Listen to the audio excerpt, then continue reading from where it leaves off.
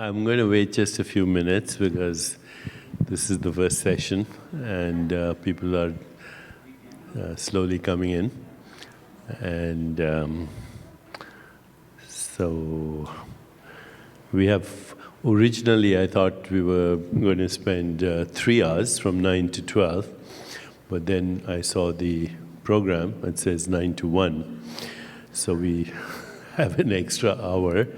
That means we can do everything in a relaxed way, both theory and practice. Practice, I mean some kind of meditation, reflection, all of that, so that theory and practice kind of match each other.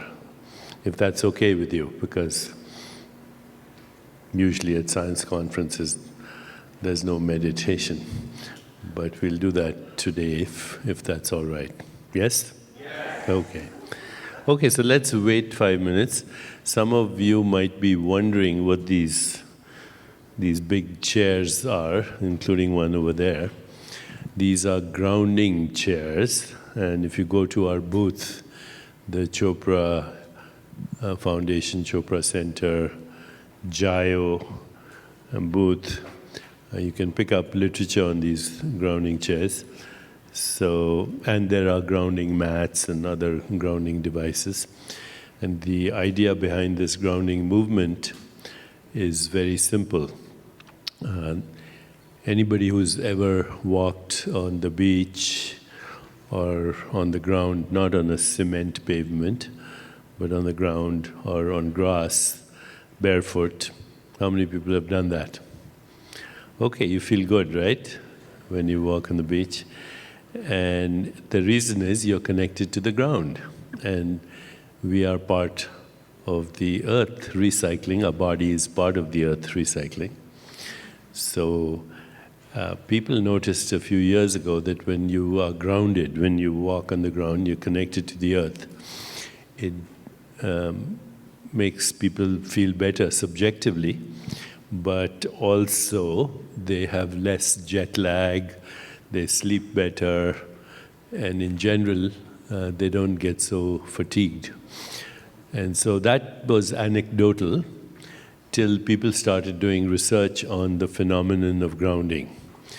And that is that when you walk barefoot on the ground, or the beach, or the grass, negative ions move from the body, from the earth into your body, and neutralize the excess free radicals that build up as a result of stress, which we all have, or even as a result of jet lag.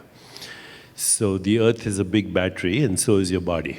And so is actually the solar system. Ultimately, the whole universe is permeated with an electromagnetic field.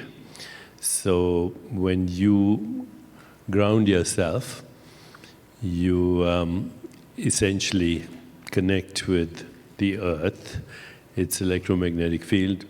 Your body does that too, and you get rid of inflammation that builds up every day as a result of stress. So then people started creating these grounding devices, which means that when you sit on that chair, or on a mat, or even yoga mat, or you sit on the earth directly, then you rebalance your circadian rhythm. And because your circadian rhythm is part of, the solar system, which is part of the universe, you, in a sense, are aligning the elements and forces of your body in terms of electromagnetic forces with the forces of the universe. Which is a very basic idea, by the way, in Vedanta and Vedic literature, in Ayurveda. I think if you know anything about Ayurveda, then you've heard the expression yatha pinde tatha brahmande. As is the atom, so is the universe. As is the body, so is the cosmic body. As is the mind, so is the human mind, so is the cosmic mind. As is the atom, so is the universe. So we're an activity of the universe, and to be connected to the ground is actually part of our evolution. All animals except human beings are no longer connected to the ground. And you may have read reports when the tsunami happened in Southeast Asia. The animals knew before it happened because they could feel the tremor of the earth, even though the earthquake was far away, and they left. And some humans did too. But most of us these days, including myself, we're wearing rubber soles shoes. We're not grounded. And so Chopra Foundation, Chopra Center, and other people, University of California and San Diego, we're doing research on how grounding, and you can test. You can sit on that chair, invite you to take turns, or on a mat, or whatever, and you can test if you're grounded or not. I see Shamini's here, and Shamini is Shamini Jain. Stand up, Shamini. She's a pioneer in energy medicine, and she can tell you, I'm sure, a lot about grounding as well, and how that reduces inflammation, inflammatory markers, etc., etc. Okay. So you're welcome to try it, yeah, but give other people an opportunity as well. There are 3 chairs here. I have no idea why, but there's one outside too. Okay, so let's talk. I think we have a decent number of people in the room, and more are coming. So let us now start. And as I said, we have 4 hours. I'll take breaks. We can take breathing breaks, stretching breaks, meditation breaks, and cover everything that we can in the time we have about today's topic. So today's topic is called Neuroscience of Enlightenment. So let's actually look at those 2 words, because in the West, many times when the word enlightenment is used, it refers to the European Enlightenment, which was definitely a great period in European history, which goes back now almost 300 years. There was the emergence of Newtonian science, Newtonian physics. There was the philosopher Descartes and Leibniz and many other philosophers that followed. And there were great artists, and basically the European Enlightenment led to both the age of industry, science, and also the age of science as we understand science today, and also a renaissance. It's also called the Renaissance, movement in art, architecture, and so on. So it was a very interesting period in European history that ultimately led to what we have today. Technology, science, internet, which was a revolution that began only 100 years ago, the quantum revolution, and so on, all triggered by the European Enlightenment. But that's not what I'm going to talk about today. Today I'm going to talk about Enlightenment as it is understood in Eastern wisdom traditions. And the closest that anyone came to that understanding of enlightenment were people who actually delved into Eastern wisdom traditions, like Emerson, Thoreau, Aldous Huxley, and many others, Walt Whitman, and other even transpersonal psychologists like Abraham Maslow, who use the word self-actualization. So there is a tradition of understanding of Eastern wisdom tradition through the eyes of Western thinkers. The Eastern wisdom traditions, which talk about enlightenment, go back thousands of years to the great rishis of India. The word rishi means one who sees. Rishi is a seer. And there's a distinction between seeing and perception. Perception is this experience we are all having. And seeing, the seer goes beyond the filter of perception to understand fundamental reality. And not only to understand fundamental reality, but to experience it. And that process has many names: self-realization, enlightenment, understanding the universe as complementarity to the fundamental consciousness in which the universe is experienced. It's also called, in the Sanskrit, it's also called moksha. In English, you would pronounce it moksha, M-O-K-S-H-A. And so moksha is, and many people use the word jivan mukti, which means freedom while you're in a particular incarnation, a human incarnation. Freedom from what? Freedom from all conditioning. Because our mind is conditioned. Everybody's mind is conditioned. And the conditioning comes from our parents, from religion frequently. It comes from culture. It comes from history. It comes from economics. And in many ways, every thought that you have is centuries of conditioning. Centuries of conditioning. In other words, your thoughts actually don't belong to you. They just recycle through you. Unless it's an amazingly creative thought.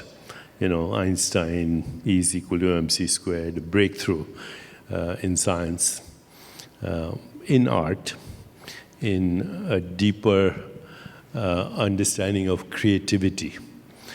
Creativity is a breakthrough, you know, true creativity. I'm not talking about artificial intelligence, which can simulate creativity and will do so in the near future. But true creativity means something emerges that never existed before. So creativity, of course, is an expression of our consciousness. So in many ways, you could say that enlightenment also involves fundamental creativity, not artificial creativity or simulated creativity, not creativity that can be put in an algorithm, but creativity that is a discontinuity. It breaks all kind of conditioning. And that's a tough call, because every thought that you have is a conditioned mind. Every thought that you have. Think of any thought. There's no original thought that you and I have, unless we've broken out of that. So creativity means all those things that we understand by creativity. It's breakthroughs in science, breakthroughs in art, breakthroughs in an understanding of the universe, and breakthroughs in context, meaning, and relationship. And therefore, you create something with the same information that you had before, but what emerges is something that never existed before. So the closest to that, the Indian Vedic understanding of that through the seers of the Upanishads is breaking of karma. So, you know, you've heard this word karma. It's so popular now, it's part of our lexicon. But that's what karma is. Karma is the conditioned mind, the fragmented mind, what Krishnamurti used to call the fragmented mind. Karma is past experience that we have had through the choices we've made, but not all choices have been made consciously, right? There are lots of choices we make unconsciously as a result of our conditioned mind, which is our thought. And the thought is a result of centuries, if not thousands of years of human conditioning, culture, religion, history, economics, geographical location, etc., etc. And every thought is that. That's why many times Krishnamurti used to speak of what is beyond the conditioned mind is where the truth is. So in ordinary terms, you use the same information that you've had before. You break out of the karmic conditioning and you expand creativity till you understand yourself as the source of infinite creativity. But yourself is not your conditioned mind, which you could also call the ego mind, if you want. Deepak Chopra. This is the conditioned mind and its body and its experience. So that is enlightenment, to break out of all conditioning and understand yourself as the source of all experience, but also not the source of all experience, who you are beyond experience. And the word for that is pure consciousness. Okay, so that's enlightenment, to get that journey that we take to enlightenment. Okay, now let's talk about neuroscience. So neuroscience is part of the other sciences, biology, and today neuroscience is also includes things like cognitive science. It also includes things like a basic understanding of biology. But today, neuroscience also includes mathematics, physics, the deeper understanding of brain and matter through these other sciences. So neuroscience is very much linked to the biological sciences, but also to physics, quantum mechanics these days, mathematics, etc. But science by itself is a system of thought that humans have created. I think nobody would disagree with that. There's a methodology to science: observation, experimentation, validation, falsifiability, etc., etc. These are the methodologies. The loop is always theory, experiment, observation, validation, or falsifiability. And if we stick to those principles, we can say we are doing science. But we should also recognize that science is a system of thought using a particular methodology. So science attempts to model reality. Science does not give you the experience of reality, nor does it actually give you access to reality. And I know this whole week is called the science of consciousness. But we have to understand that science is a system of thought in consciousness. What came first, science or consciousness? It's very obvious that consciousness is needed in order to do science. Okay, so to say science of consciousness, in a sense, and I do this with great respect, is actually in a way to mystify something and make it even more complicated. Science is a system of thought. Reality is that which gives rise to thought, because without thought there would be no system of thought. The reality is not, science cannot give you access to reality. And this is very clear. Of course, the Vedantists and Eastern philosophers, they talk about science of consciousness in a different way, and that is how we use consciousness to understand consciousness. because only consciousness can understand consciousness, only consciousness can experience consciousness, and ultimately only consciousness can explain consciousness, because only awareness can be aware. Okay, we go into this in deeper detail as we move, but I want to start with saying that no science can ultimately explain consciousness. Only consciousness can explain science and the methodologies of science. And this is true of theology. Theology is, another discipline. There have been great theologians throughout the centuries. They have created models of reality, but they have a different methodology. They call it philosophy. In fact, if you look at the word philosophy, it means, philo means love, and philosophy actually is love for knowledge.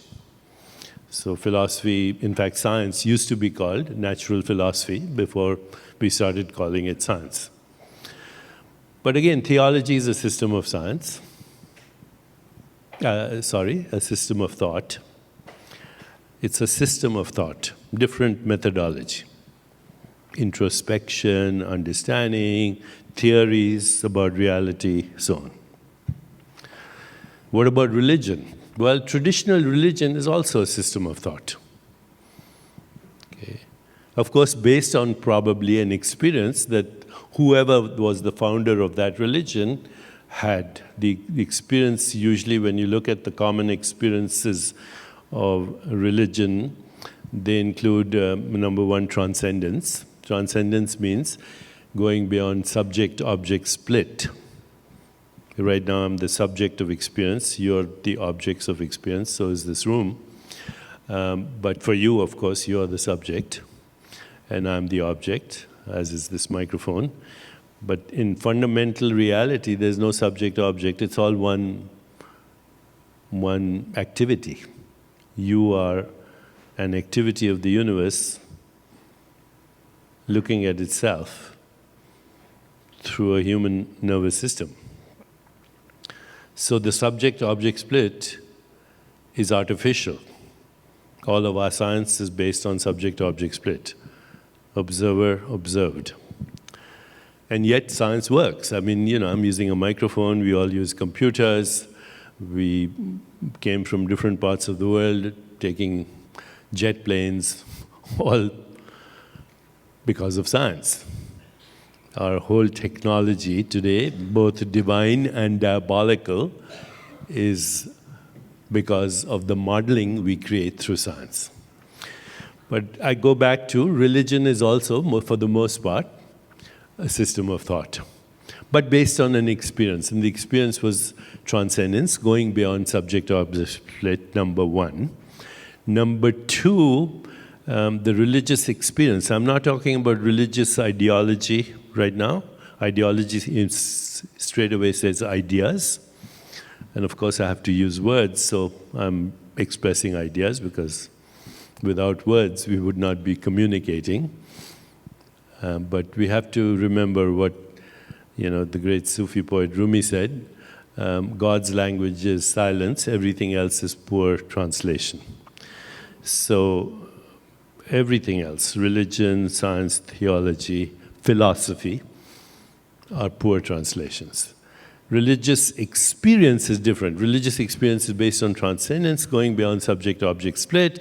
Then the emergence from that experience of what in the West are usually referred to as Platonic values. Platonic, after Plato, truth, goodness, beauty, harmony, a deeper understanding of inseparability, and then moral values that emerge out of that, such as love, compassion, empathy, joy, peace of mind. So that's the second component of the religious experience. First is transcendence. And the third component of the religious experience is loss of the fear of death. Not the religious ideology, but the religious experience. Loss of the fear of death because the transcendent, which is beyond space and time, which is fundamental reality, the transcendent is not subject to birth or death. Birth and death happen to an experience, but not to the consciousness in which that experience happens, because the consciousness is timeless. Only the experience is in time. Those three are the fundamental components of a religious experience. But then, founders of religion found it hard to explain their experience to people who had not had the experience. So the religious experience gets replaced by religious ideology, rules, regulations, imposed morality, and so on, which then becomes another system of thought. So I want to clarify today that I'm going to be talking about, when I say neuroscience, it's a system of thought. It's a model. It's like a map. Maps are useful.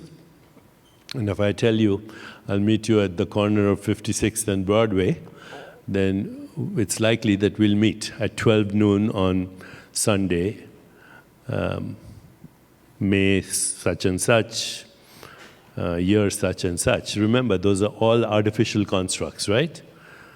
They are all human artificial constructs, but they make it possible for us to meet at the corner of Broadway and 56th. And that's useful. When you fly a jet plane, the captain or whoever the navigator is, they put in what are called, numbers into the computer, and then the plane takes you from Tokyo to New York. But both Tokyo, New York, the plane, and the numbers are human constructs. We'll get to that in a little while. So neuroscience cannot explain consciousness, nor can mathematics, nor can physics, nor can biology, because these are all created in human consciousness. But they are very useful maps. Without these constructs, we wouldn't have what we call human civilization. Do we have a human civilization? Mahatma Gandhi said it would be a good idea if we had one. Because what we call human civilization has huge advantages. We're in this air-conditioned room, but we've also created atom bombs and nuclear weapons and now hacking and food that has poison, or what we consume, not connected to the earth or the world or to each other. So civilization is a very complex word. Actually I remember reading when I was a child a letter that Pandit Nehru, the founding Prime Minister of India, wrote to his daughter Indira Gandhi from prison. He was in British. She asked him the word, what is civilization? And it's a very beautiful letter that he wrote back about how complex it is to even use that word, civilization. Would another species looking at us think of us as civilized? The only species that kills its own kind in the name of God, the only species that is causing the extinction of all other species, the only species that is risking our own extinction, the only species that has created a junkyard in infinity in our own solar system, etc., etc. So it's a complicated thing, civilization. Okay, so I want to just start this whole morning, since we have so much time, by making clear that even though I'm calling neuroscience of enlightenment, neuroscience cannot make us enlightened, but it can give us a good map. I'll meet you at the corner of 56th and Broadway. Rumi says, out beyond ideas of right doing and wrong doing, there's a field, I'll meet you there. That's beyond the constructs. Okay, that doesn't require neuroscience. Okay, so let me start with how we create the human universe, and then we go into enlightenment, because enlightenment is actually understanding that on the level of experience, by showing you the first 3 minutes or so of public television show that is is showing right now in June. So if you're in the United States, you can check your local listings, and you will see the show is called You Are the Universe, based on the last book that I did with Menas Kafatos, who's a quantum physicist, cosmologist, climate change expert. And the show is currently showing all over the country. And so here's the first 3 minutes.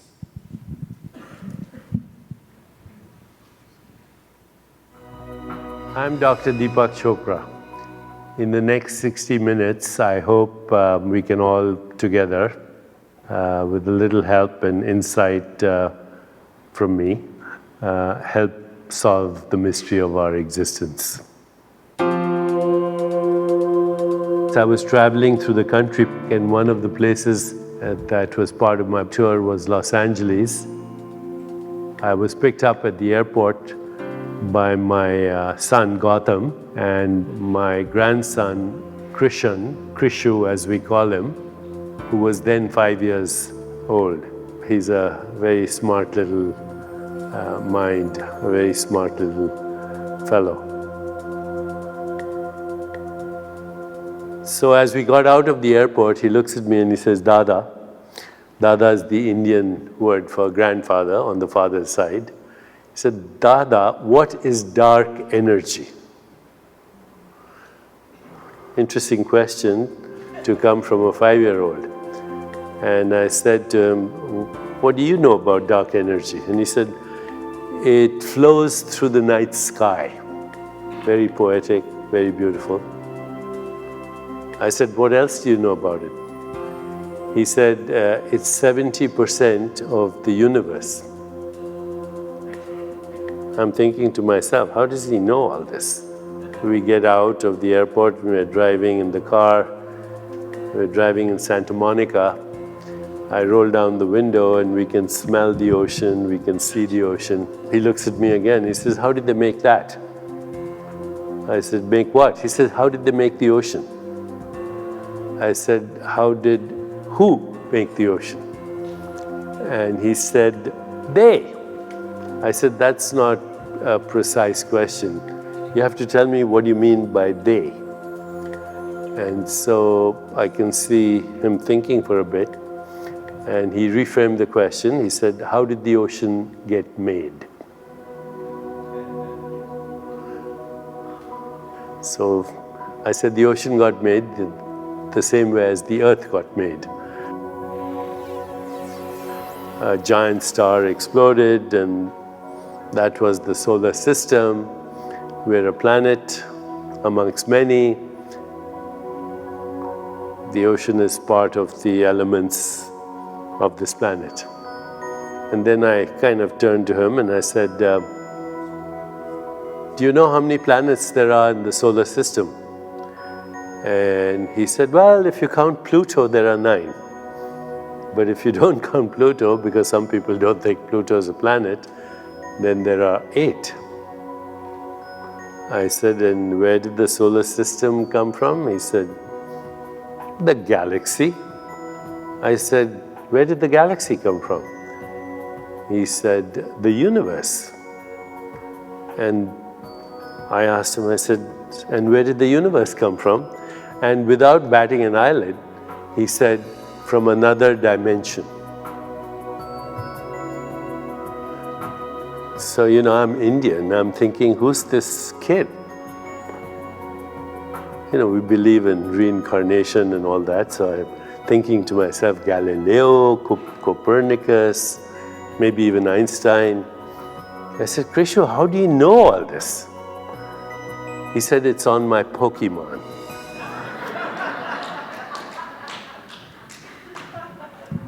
Okay, so that was my grandson when he was 5 years of age. And he got his education from Pokemon. But those are interesting questions, and we shall address them. Okay. This is a very short history of how human beings have thought about the universe. divine universe, classic universe, relativistic universe, quantum universe, human universe. Then a little bit beyond that, you are the universe. A little bit beyond that, the universe is a human construct. And then even beyond that, there's no universe. Please don't leave. We experience something called the universe, and it's our creation. And then finally enlightenment, where we understand that the self of the individual is the self of the universe, or that which we call the universe. And I'll tell you why I'm using that expression. Okay, so here's the first beginning of human beings thinking about reality. Of course, this is a picture from the Sistine Chapel, and so you see God usually represented as a white male somewhere, and God is the universe and is the source and origin of life and mind. This version exists everywhere.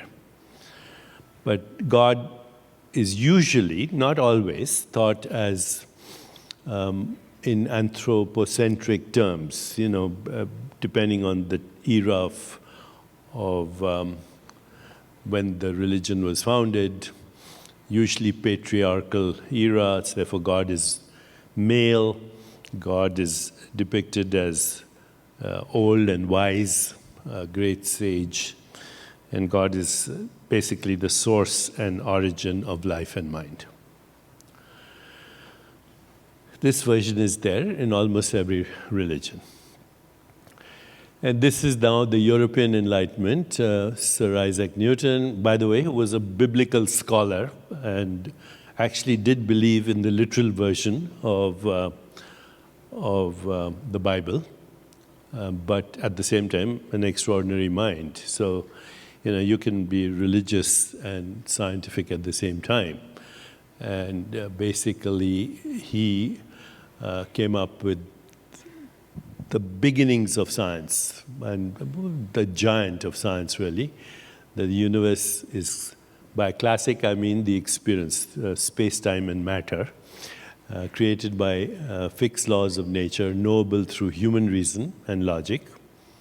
Never mind what's the source of human reason and logic, which none of these guys addressed, right? But nevertheless, a methodology emerged, and around this time there were other luminaries, Leibniz, Descartes, Spinoza, Voltaire. Descartes, the French philosopher Descartes, is credited with the philosophy of dualism. So mind and spirit is one domain, and matter is the other domain, and the two somehow interact. We don't know how, but this was the beginning of dualism, and as you've all heard the famous expression, I think, therefore I am. Turns out that's misleading, okay? Because I am, therefore I think, should be the right sequence, right? How can you think before you are? Okay, but anyway, this was a beginning of the dualistic philosophy in the European Enlightenment. It created great waves, including, the animosities between the church and people like Copernicus and Galileo and so on. But part of that was political. The scientists could take care of the physical world, and the priests, the Catholic priests, could take care of the spiritual world, and therefore there's some peace ultimately ensued, although you know that Galileo was only forgiven recently in our own lifetime, right? So the animosity persisted, but yet there was a kind of a peace between those that were the guardians of religion and those that took care of the material understanding of the world through science. So the classic universe described the laws of motion, universal gravitation, Kepler's laws of planetary motion.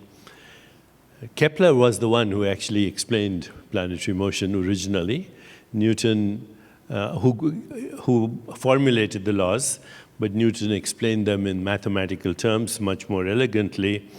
And so we came to understand the motion of objects on Earth and of celestial bodies, and of course, the laws of thermodynamics, which hold true to this day. In fact, just based on these laws was the Industrial Revolution. Automobiles and everything that we know. You can send men to the moon based on these laws. That's pretty impressive. Okay, so then we had, of course, a new version explaining reality, which we call the Relativistic Universe. Albert Einstein, 1879 through 1955. I went to Israel, by the way. I've been to Israel 4 times, and the last time I went, which is just a couple of months ago, I made arrangements through certain friends of mine to look at Einstein's papers, the original papers, and they're handwritten. The submission to physics for the theories of relativity is written by hand. And of course, you can see his thinking, because he erases certain sentences, he crosses out formulas. You can see he's struggling, and finally he gets it, and all that is there. But in the library, Einstein's library, there are photographs, and there is a description of the meeting between Einstein and the great Indian poet sage, Rabindranath Tagore. How many people know of or heard of Rabindranath Tagore? Few.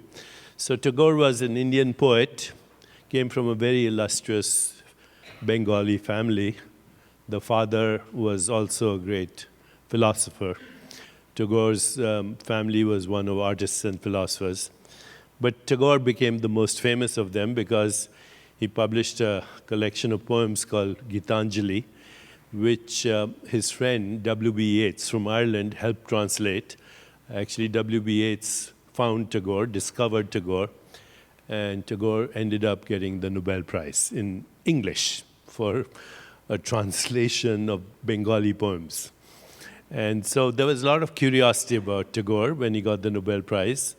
And he made a European tour, he met Bertrand Russell, and ultimately he was invited by Einstein to meet him in a small place outside of Berlin called Potsdam. And the meeting was very interesting because, as you know, Einstein was a great philosopher as well.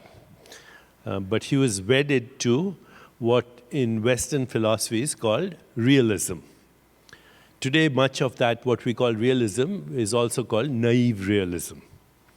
Okay, so if you want to look up naive realism, go on the internet and look up. But naive realism says that the world is as we experience it. Right now, this is the real world,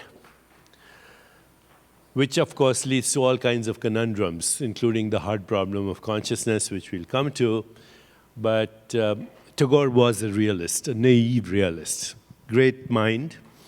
And not Tagore, Einstein was a naive realist. And Tagore was what we would call an idealist, but even more beyond this. He was grounded and steeped in the tradition of Vedanta. So they had in fact, that conversation that they had, which was reported in many newspapers, even the New York Times had a little thing, which was, and that was a very turbulent time. 1930, the war was going to break on. Nazi Germany was going to emerge. Hitler was emerging. And these guys were talking about reality, ultimate reality. So that conversation is there. In fact, it's inspired me to write the book, You Are the Universe.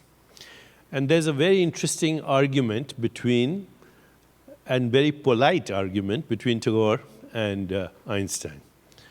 And it's about this: is the world that we experience real, or is there something more fundamental? And of course, you can see that Tagore was hinting at consciousness, because he said the world you experience, we experience, is a human world. He used that word.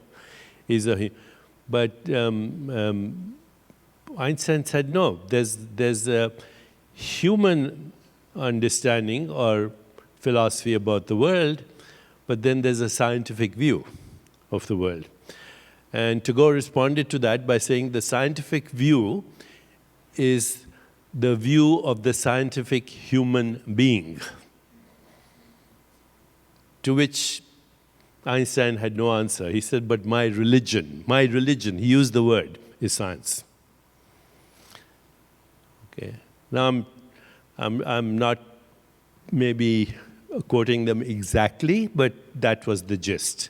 He used the word religion. He says, that is my religion, which means I have faith in the scientific method to give us a true understanding of reality. You can see from that conversation, which you can, by the way, find on the internet. It's in my book as well, most of the conversation, but you can find it on the internet. It ends in very polite disagreement. And when I went to the Israel Museum, the curator of the museum, who's a physicist, and these days we are not so polite, he said to me, he said, Einstein was just being polite. He thought Tagore was full of bullshit. Okay? So that's today's conversation. I think Einstein had much more respect for Tagore. So anyway, Einstein came up with two theories. 1905 is the special theory of relativity, which we don't need to go into. But I think, when I was growing up as a kid, I tried so hard to understand it. And it was very difficult. I've read all kinds of books. But slowly, as you grow up, you begin to understand things. So I can say now that I do understand these theories very well. But this is the gist of the special theory. Mass and energy are equivalent. You've heard of the formula. Every school child has heard of the formula. E is equal to mc squared. The speed of light is a constant for all frames of reference. And basically, this is it. And then 1915, he came up with the general theory of relativity, which basically, in a way, he replaced Newton's theories of gravity. And so he gave a description of gravity as a geometric property of space-time, which means gravity is the curvature of space-time. Now, you can't imagine that, but there are many visuals. If you go on the internet, you'll see many visuals of a big mass in a net, and the net is space-time. And then in the middle of the net is resting this big mass, possibly Earth. And so that's a distortion of space-time. And with that came the understanding much later. Einstein didn't know anything about black holes, the gravitational redshift of light, gravitational time delay. So when you go, when you're at the event horizon of the black hole, time starts to slow down for an observer outside the black hole, and time stops at the black hole. And the distance between the black hole and the event horizon is about 12 kilometers. And this is where time starts to slow down enormously and then stop. A few years ago, I was invited by my co-writer of the other book that I did, War of the Worldviews, with Leonard Mlodinow, who was also co-writer, co-author of Grand Design by Stephen Hawking. So it was a birthday celebration in New York for Stephen Hawking, and Stephen Hawking was there, hooked up to a computer, the whole bit, the whole apparatus through which he communicates. And in honor of Stephen Hawking's birthday, they had a performance, a ballet, with a symphony orchestra. And it's about people on planet Earth in a giant spaceship, which is as big as, you can say, as a city, the spaceship. And they're going to a distant galaxy, which is many light years away. And there are thousands of people on this spaceship, and by the time they'll get to that galaxy, many thousands of generations will have passed. They live in this spaceship, going through intergalactic space. And there's a boy there who's about 12 years old. His name is Icarus, after the Greek Icarus. You remember the story of Icarus, right? You all heard of the story of Icarus, I hope. But anyway, this is the modern story of Icarus. And Icarus's dad says, now listen, we are going to be skirting some black holes as we go through these galaxies. I'm warning you, don't go near one. Because, you know, the ship is a giant ship. It has little shuttle ships in it where you can take off. And so he says, you better not mess with the black hole. You're my son, and you're my only son. I don't want to lose you. So Icarus is 12 years old, and as one day they're floating through interstellar space, and he goes through his computer numbers, and he sees there's a black hole in the neighborhood. And of course, he decides not to follow his father's instructions. He gets to the dock, he gets into this little space shuttle, he messes with the computers, leaves the ship in the direction of the black hole. And he gets to the event horizon, where time starts to slow down, and the black hole is no time, remember, according to this theory. So he's skirting the black hole, and he's very skillful. He wobbles on the event horizon. You know, his event horizon. Think of a circle, and then a funnel, and the funnel of the circle goes to where the black hole is. The black hole is a point of infinite density and zero volume, and therefore no space-time. Okay? And the event horizon is about 12 kilometers around the black hole, which is the rim of the funnel. So Icarus is very skillful. He kind of skirts around the black hole. He wobbles. He might go in. He might fall out. But he skirts around the black hole twice. Takes him a few seconds. And then he pulls himself out of the gravitational field through, of course, manipulating the computers. Remember, 12-year-old kid of the future. And my grandson, 5-year-old kid of the future. And he skirts the black hole, and he pulls out of the gravitational field, and he's exhilarated. He radios his dad. He says, Dad, I did it. I explored the black hole, and I came out. I don't go beyond There's no answer. He says, Dad, I did it. No answer. But remember, this is all a ballet with music and symphony. Beautiful experience. So he keeps trying to find his dad, and there's no answer. So finally he starts to cry, and the space drift, and his shuttle spaceship, little one, drifts off into interstellar space and is lost. And the next day he opens his eyes and he sees there's a galaxy with lots of stars, lots of planets. And so again, he uses his computer, he lands on a planet.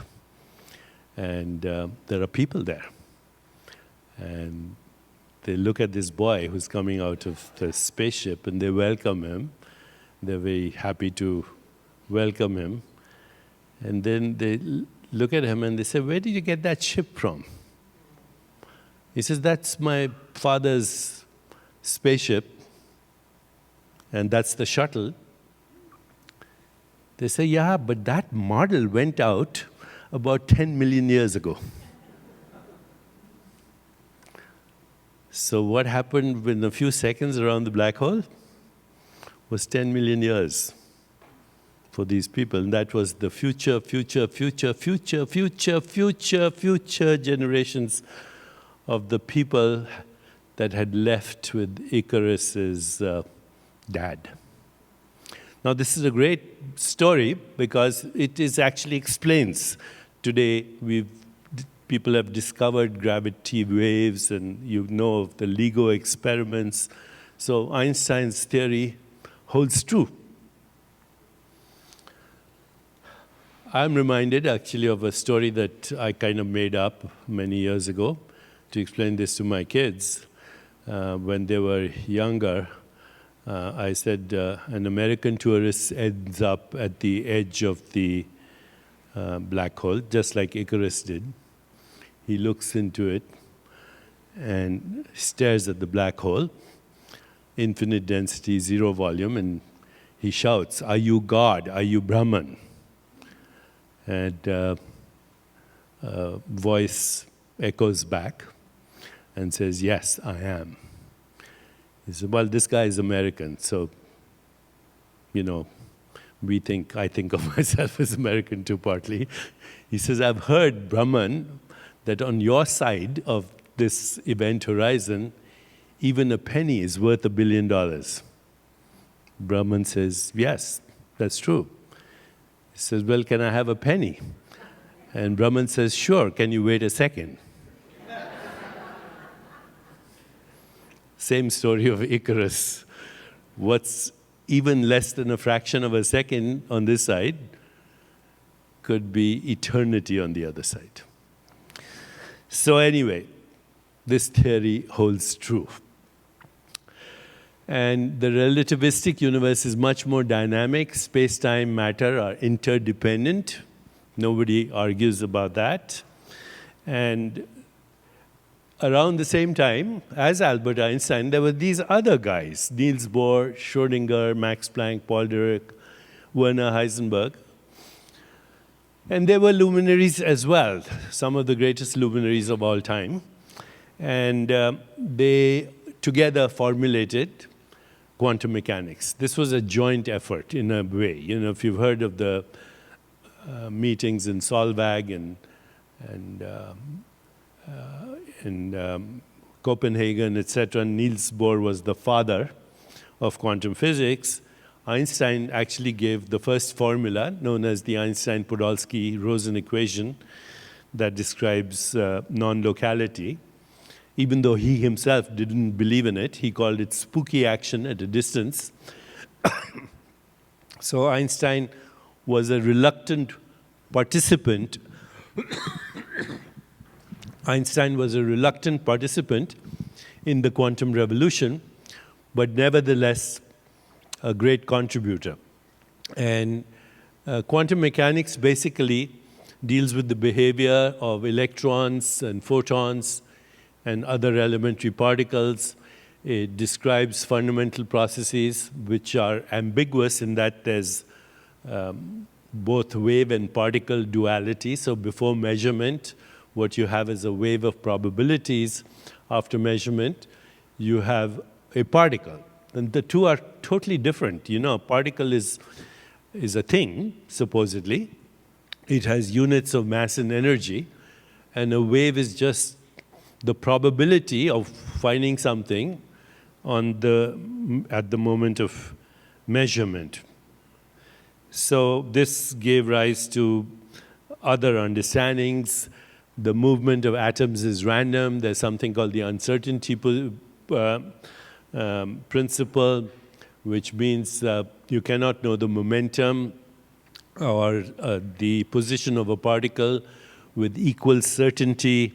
There's something called superposition, which means that before measurement as well, there are superposition of possibilities. And that, you know, if you measure a particle in one location in space-time, you instantly determine the behavior of another correlated particle in a different location in space-time. And there's no communication between the two particles. It's just that their behaviors are, or their states are correlated. This is what Einstein misleadingly called spooky action at a distance. There's no spooky action at a distance. It's just that the determination of the state of a quantum system in one location in space-time instantly correlates or determines the state of that system without any communication, which is very puzzling, but it gave rise to this whole idea of non-locality that we'll talk about.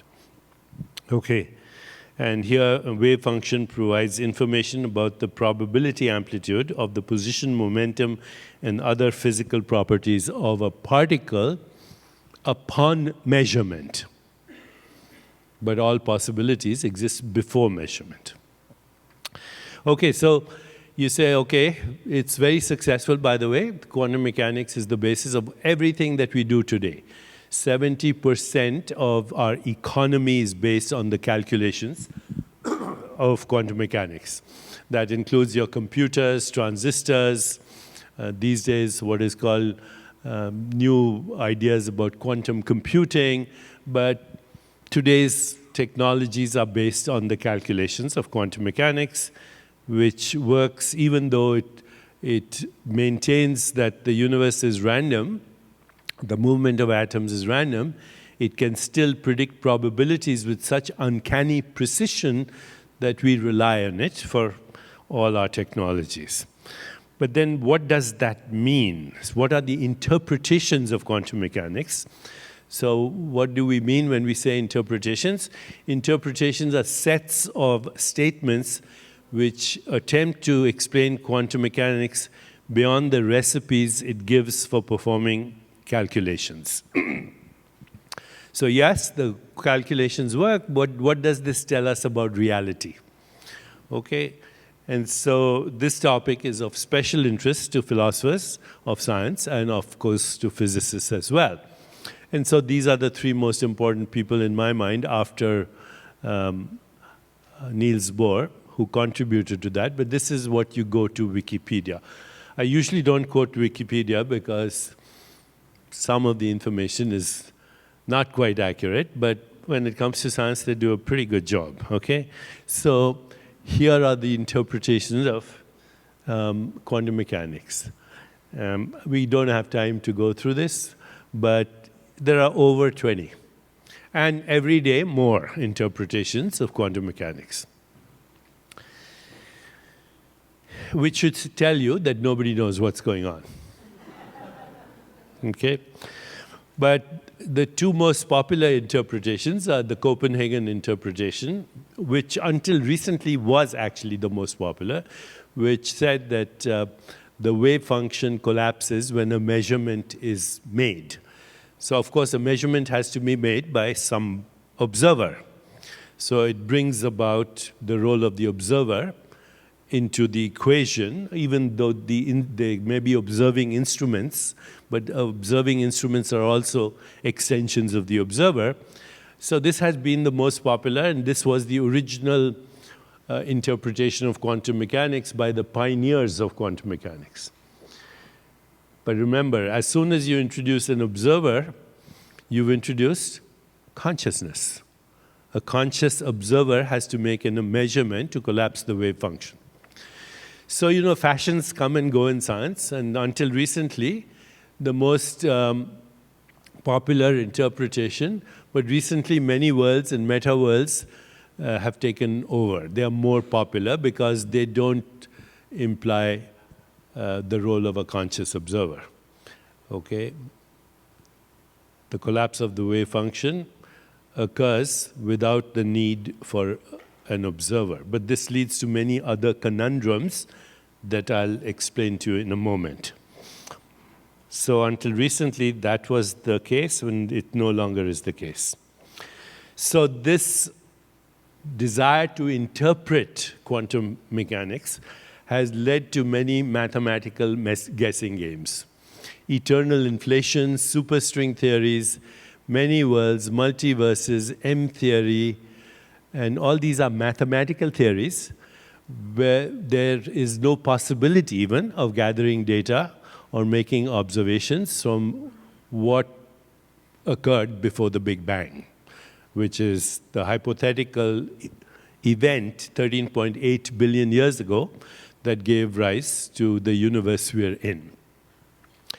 So there's no way of corroborating, and what we say, this is the uncertain universe of our times. You can again go on the internet and look at a TED Talk or many TED Talks on what is happening right now amongst physicists who are formulating theories, and they all are mathematically true in that the mathematical equations explain their theories, which is what, what's his name, Eugene Wigner said, the unreasonable effectiveness of mathematics.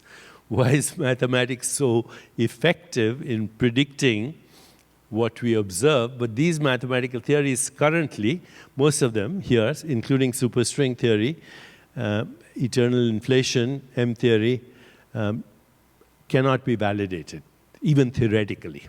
There's no theoretical way of validating any of these theories. But they exist. And right now, eternal inflation is the most popular. And eternal inflation is a theory that was created or formulated by a scientist called Andrei Linde, who's a Russian scientist at Stanford. And it's very complicated, mathematical, but it's the #1 theory right now. So I asked Joel Primack, who's a cosmologist and actually one of the authors of the double dark theory of the universe, dark matter, dark energy, and Joel is a good friend of ours, has been to many of our conferences. I said, can you explain to me eternal inflation? And it's in his book also, by the way, which is called View from the Center of the Universe. So this is eternal inflation as explained by an eternal inflation basically, and all these other theories do not need consciousness, okay? The universe is random, we hit the jackpot. So eternal inflation is, here's the metaphor. Imagine a cosmic Las Vegas outside of space-time. And the cosmic Las Vegas has an infinite number of casinos. And imagine that each of these casinos has an infinite number of slot machines.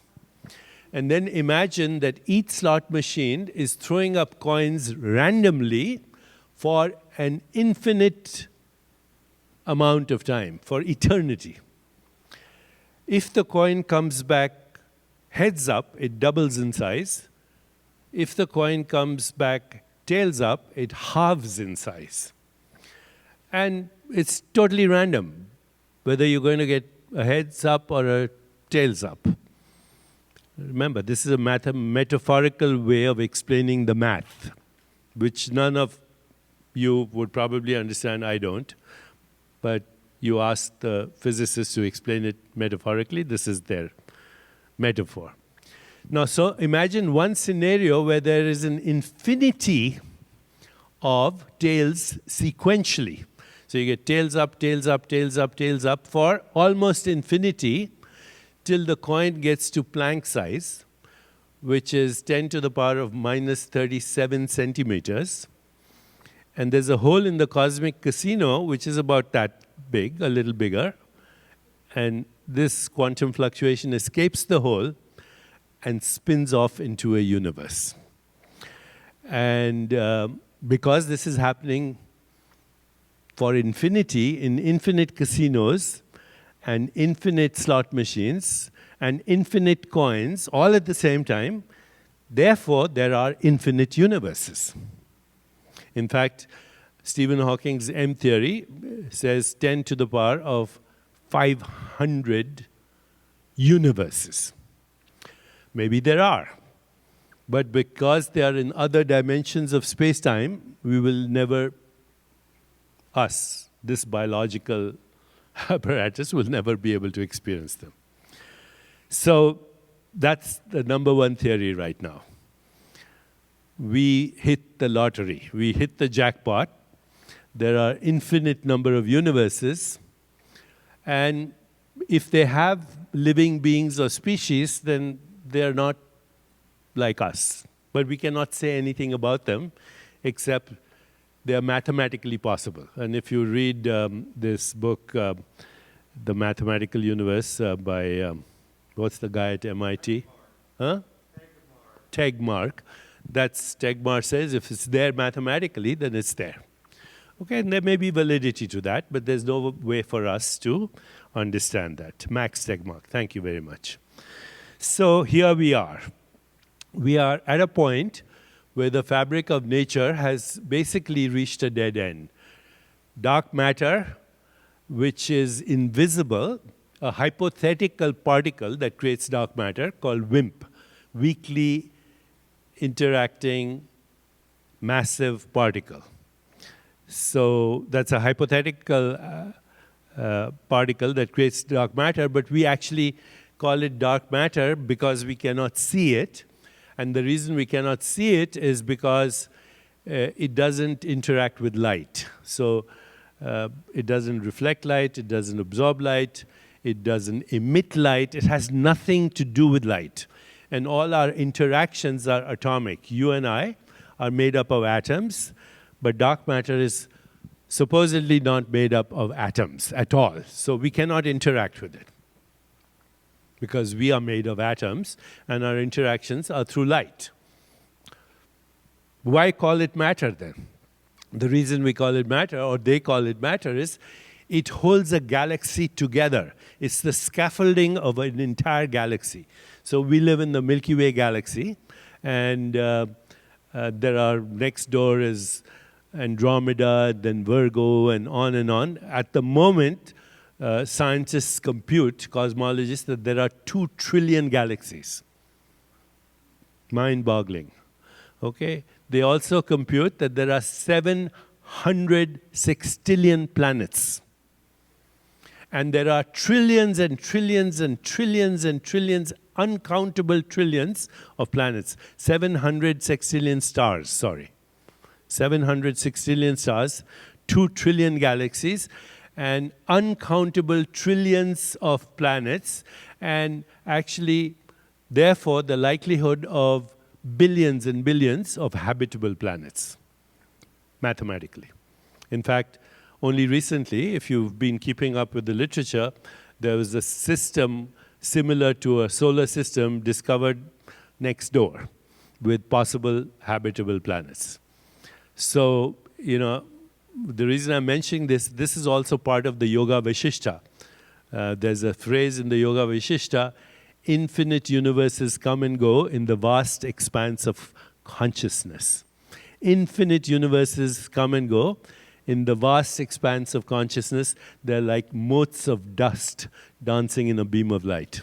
Beautiful metaphor. Imagine a stream of light coming through a hole in the roof, and you see these dust particles. These are infinite universes. So actually, but the only difference is they're all in consciousness. They're all in the consciousness of the one being. Okay, but dark matter holds a galaxy together. It's invisible. It's not atomic.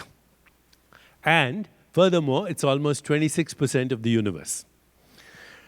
What about dark energy? Dark energy is the word that mathematicians now give and physicists now give to what Einstein called the cosmological constant.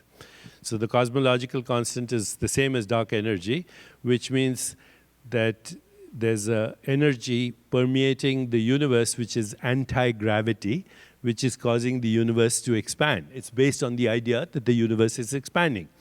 And what is expanding? The space between galaxies is expanding. So space is being ripped apart. Because the cosmological constant is a constant, as the space between galaxies expands, the speed of expansion accelerates. So right now we are where we are. The cosmic horizon is 47 billion light years away from where we are. And galaxies are moving across that right now faster than the speed of light. faster than the speed of light. So in a few billion years, the sky will be dark. You will not be able to see stars and anything else because they will have moved across the cosmic horizon. And by that time, light comes from the cosmic horizon to where we are. Our solar system will have exhausted its thermonuclear energy and burnt itself up into the heat death of absolute zero. That's 70% of the universe. What is it? No one knows. It's a mathematical construct. Based on what? The fact that the universe is expanding. What is expanding? Space is expanding. The space between galaxies. Galaxies as a unit are held together by dark matter. That leaves only 4% of the universe, which is atomic. Of that, 99.99% is invisible interstellar dust. So we can't see that either. The visible universe, which is supposedly 2 trillion galaxies, hypothetically possible, 700 sextillion stars, and trillions of planets, is 0.01%.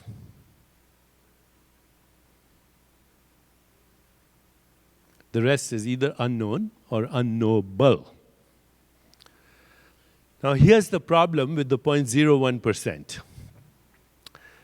The 0.01% with all those trillions of planets and galaxies, which is made up of atoms, but remember, according to quantum physics, atoms are also waves of possibility. Prior to measurement, atoms are waves of possibility, and when you ask same physicists, what are these? Where are these waves? They say they are in Hilbert space. So you say, what is Hilbert space? So, well, it's a mathematical space named after the mathematician Hilbert. So what is this space? And they will say it's a multi-dimensional infinite space. Some will say it is a zero-dimensional infinite space. But they mean the same thing mathematically. It's either multi-dimensional infinite space or zero-dimensional. Where is it? Best answer, shut up and calculate. The calculations work, but you can't visualize the space. In fact, on Twitter, I asked Sean Carroll, who's the MIT physicist, not MIT, sorry, Caltech physicist, written a big book recently, which, if you're interested in physics and cosmology, it's a great book. It's called The Big Picture. So I asked him, where is this space? He says, it has no location. It's a mathematical space. So it's a mathematical idea, okay? A mathematical construct from which houses the wave function, which then shows up as this universe. You realize that we are now entering the era of scientific mythology, right? It's a great story, and the math works, but it's a story. 0.01% of the universe is visible in the form of stars and galaxies. And therefore, now many scientists, including physicists like Menas, my co-author, have come up with the idea of a conscious universe, that the random events may not be enough to explain the exquisite fine-tuning of the laws of nature, the rise of life on Earth. So some of you maybe know that I had this conversation, or you might say debate, or you might say shouting match with Richard Dawkins about 3 years ago in Mexico. And I told him that, conscious universe, panpsychism, which, by the way, I don't believe in. I should just tell you that right now. I'll tell you where we are going later. But I did mention to him that, Freeman Dyson suggests that even atoms are conscious. And that's part of the panpsychism theories that you'll hear this week. And he screamed at me. He said, Dyson could have never said that. He should sue you. You're misquoting him. Of course, I was quoting him from his book, which you might enjoy reading. It's called Infinite in All Directions. So anyway, you can find that debate on the internet if you look for Richard Dawkins and Deepak in Mexico. Afterwards, I wrote to Freeman Dyson, who's still alive. He's 93. He's still a professor at Princeton, one of the only people living who was Einstein's era. He's regarded as one of the most brilliant scientists, physicists of today. Crystal clear, Princeton, home of Einstein in his later years. So Freeman responded to me and Dawkins, because I said to Freeman Dyson, Dawkins thinks you should sue me for misquoting you. And he said, no, I have no intention of suing anyone. But I have to say that there are three riddles that have occupied my mind my entire life. The first riddle is a universe that's fine-tuned for life and mind. If the mathematics was off by a fraction of a decimal, you and I wouldn't be having this conversation. Okay, so mathematically the universe is fine-tuned for life and mind, number one. Number two, he said, the unpredictable movement of atoms. Now notice that he did not use the word random. This is a very fine distinction. Random means inherently random. Unpredictable means I can't predict. Can you see the distinction? Can you or not? Yes, because quantum physics is based on probabilities, right? And probabilities means I can predict the probability, but I can't predict what will actually happen in this particular movement of this atom. It's like going to Grand Central Station and looking at the crowd there, and it looks, everybody is going in different directions, and it looks so totally chaotic and random, but actually everyone is going somewhere. In fact, if I went every day, I could plot a distribution curve. So many people go to Philadelphia, so many people, or approximately, go to New York, so many people go to Chicago, so many people go to Detroit. And if I was a good businessman, then I would plan the future of the Amtrak based on those statistical probabilities, which are unpredictable as far as the individual is concerned, but probabilistic when given a distribution. So Freeman Dyson said, number one, a universe fine-tuned for mind and life. Number two, the unpredictable, very intelligent, smart distinction, movement of atoms. And number three, our own consciousness. So these are the three riddles that I've struggled with all my life. I do not have the answer to these riddles. Characteristic humility of a great scientist. But I think they are connected. I have preserved his email for my grandson and future generations because it's a very accurate description of where we are right now in the uncertain universe. Okay, so atomic universe, I've told you all this, and I'm going to take a very short break on this. The human universe is where I'm going right now, beyond the conscious universe. The conscious universe is panpsychism. So what is panpsychism? That, and Tegmark summarized it very elegantly, panpsychism. Panpsychism says that consciousness is organized matter. So of course, these days you can reach anyone through Twitter. I tweeted to him, why isn't matter organized consciousness?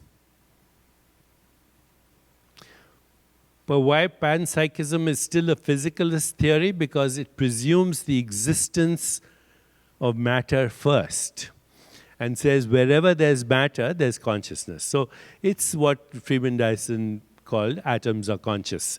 When he made the statement, every quantum experiment forces the atom to make a choice. I'll tell you why that may not be right as we go through this morning. So here is what I'm going to propose to you. The universe is actually, what we call the universe is consciousness. The universe is an experience in consciousness. And I'm going to go further with this. It's a human construct based on modes of interpretation of knowing and experience. I'll repeat that. The universe is a human construct based on modes of knowing and experience in consciousness. And that is basically, it is what consciousness looks like when consciousness experiences itself, which is the basis of the Vedantic saying, Atman is Brahman. Okay, so how do we know any experience? Right now you are having experiences. How do we know we are having experiences? Well, because we're conscious. How do we define consciousness? And you'll see many definitions of consciousness in this conference, this 1 week. So I'll give you two. One comes from Rupert Spira, who's a teacher of non-duality. But these are very Vedantic, and you know, the present day non-dualist Western contemporary thinkers draw their understanding from three luminaries in India. One is called Ramana Maharishi, who was one of the most unusual, extraordinary seers of all time in the last century. The second great luminary of that tradition died only a few decades ago, Nisargadatta Maharaj. Have you read, anybody read his books, I Am That? Okay, so he's the second non-dual luminary. And the third is Atmananda Krishna Menon, all in the last century, by the way. These three formulated models that the present-day non-dual thinkers, including Rupert Spira, draw their knowledge from. I do also. So Rupert Spira says consciousness is that, it's a good definition, you might want to note it. Consciousness is that in which experience occurs. You're having an experience right now, and it's a perceptual experience. You can look at your body, look in this room, you look at me. That's a perceptual experience. It's happening in your consciousness. Also, you're having thoughts. You're interpreting what I'm saying. That's a mental experience. So there's perceptual experience and mental experience. And Spira says, translating the teachings of these great luminaries, consciousness is that in which all experience occurs, in which all experience is known, and out of which all experience is made. That third part is what we have to explore. We know that consciousness is where we experience this right now, this too, thoughts too, no argument. We also know that we are having this experience. So first two parts of the definition, no problem. But the third part of the definition is, it is that out of which all experience is made. Is this microphone made out of consciousness? Is this thing that I'm holding made out of consciousness? Is the plane I took from New York to San Diego made out of consciousness? Is the stars, galaxies made out of consciousness? And this is what the non-dual thinkers, philosophers, I hate to say that, they were not thinkers, philosophers, they were seers. They were rishis, but that's what they said. There is only consciousness. Consciousness is that in which experience occurs, is known, and out of which it is made. Everything, including my red shoes.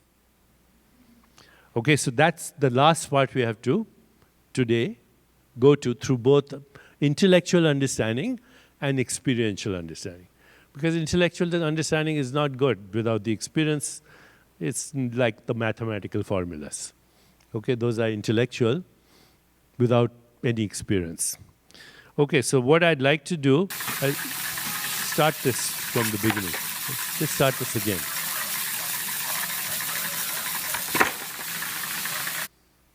Okay, play it again.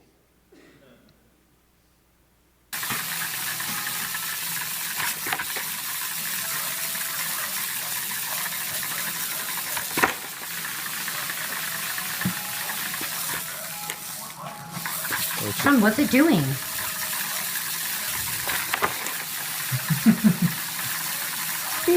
Whoa. Whoa! Get it. Get it. Okay, can you see a few things? I mean, what struck me with that video is there's first a sense of mystery. Do you agree? Wonder. Do you agree? Almost awe. You see how he's trembling in the beginning? See that? Show that. Right? You see, he kind of, he's mystified by this experience. Okay? Curiosity, of course. Mystery, awe, wonder. Joy. A lot of joy there, right? And at this moment, there's no language, right?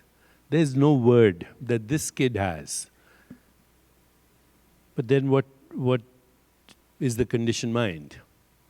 Conditioned mind says, hey baby, your name is Krishan, you're Indian, this thing that you are experiencing, this is called a hand, this is called a body, that's called a toy.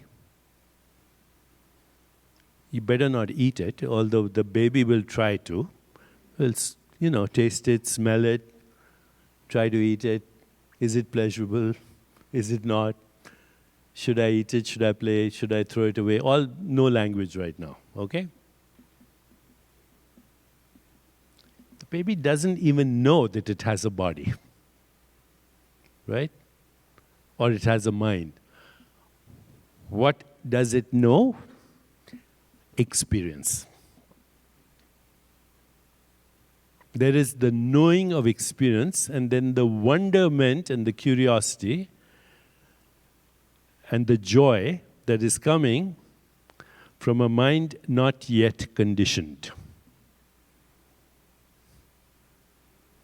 So we can say comfortably as grown-ups, although baby wouldn't be able to articulate this, that there is experience, there is the knowing of experience, and there is the joy. And what is the experience? Colors, shapes, sounds, textures, tastes, smell, and then something which could probably mental, curiosity, wonder, joy. No constructs at the moment. No name given to the perceived form, which as we see later, that the perceived form is an illusion. It's a phenomenon happening in consciousness. We'll think about that later, but this moment, there is only consciousness experiencing itself as colors, tastes, sensations, images, feelings, and not yet articulated thoughts. Because thoughts are interpretation of experience. Okay? Thoughts are interpretations of experience. All there is consciousness experiencing itself as this, and the joy. It's truth, Sat Chit Ananda. This is what is the meaning of those three phrases, Sat Chit Ananda. The rest is construct. It's the human interpretation of experience. It's the human interpretation of perceptual and mental experience. Actually, perceptual is the first, then feeling is the second, I like it, I dislike it, and then interpretation, thought is the third. This is a toy, you are Indian, you're a boy, that's a blue shirt, this is your body, that's the world. So this you would say is when you're less than 1 year old. And the next slide The next thing is my grandson, now 9 years old. Fold your hands, bow your heads. Can you raise Planet Earth is part of a solar system, which is part of the Milky Way galaxy. The Milky Way galaxy has at least 100 billion stars in it, and the Hubble Space Telescope estimates that there are at least 100 billion galaxies in the universe. Multiply the 100 billion galaxies with 100 billion stars, and you get a number I can't even imagine. With this number of stars, there are trillions upon trillions of planets. On all of these planets, ours is the only one which we know there to be life. So we need to take advantage of this and live the best lives we can. And we need to help others live the best lives they can. Thank you and have a nice day. Okay. So, by the time he's 9, he's bamboozled. Okay? Because now he's created the scientific universe. Right? And even by the time this when he gave this speech in his school 3 months ago, that's what's the estimate. Today, it's 2 trillion galaxies. That's the scientific universe. So, I've brought us to the point where the universe you and I know, the universe you and I understand, the universe that you and I experience is a human construct. At the moment, a scientific human construct. That universe is unavailable to an alligator or a dolphin or an insect with 100 eyes or a snake that senses infrared radiation or a bat that moves in the world through the echo of ultrasound. There are bat universes and insect universes and dolphin universes and snake universes. But ours is a human universe, interpreted today as the scientific universe. But if we can name something, if we can give something a description, I repeat, if you can name something and you can give it a description, it is a human construct based on modes of knowing and experience in human consciousness. And that includes everything that we call quarks, gluons, electrons, photons, dark energy, dark matter, galaxies. Everything that we can name is a construct you and I, through centuries of conditioning, created based on modes of knowing and experience in human consciousness. Therefore, I have a body is a human construct. I have a mind is a human construct. There is a universe is a human construct. Now what I'd like to do at this point is take a break for about 5 minutes. Could take a breather. My human construct, which is a body, says I need to pee. Okay, so I will do that. And then let's come back and let's take this understanding now a little bit through experience. We've talked about the theory where I'm saying the universe is a human construct. We make it up. And the we is not the body because we made up of the body too. The we is not the mind. We made that up too. The we is the consciousness in which both body, mind, and universe are a unified experience as human constructs. Now, I would like to actually do a kind of a meditation. We'll do many meditations, self-reflection, and also transcendence, and also what is called vipassana. We'll do all of that. We have the time. We have the luxury today. It's a gift to all of us, to me especially, because I can take my time and explain things in a way that I hope is understandable. But if you think I'm going too slow, then tell me, and I can wrap this whole thing up in less than 20 minutes. Okay? But you let me know. Okay, so we'll take a break for 10 minutes. So, we've already been here for 2 hours. We have 2 hours more. I plan to do some cognitive experiments and also some meditation. But if you want me to move faster, I'm happy to do so. Or is the pace comfortable for everyone so far? Because it does need attention. But if the pace is comfortable, we'll continue with this. Okay.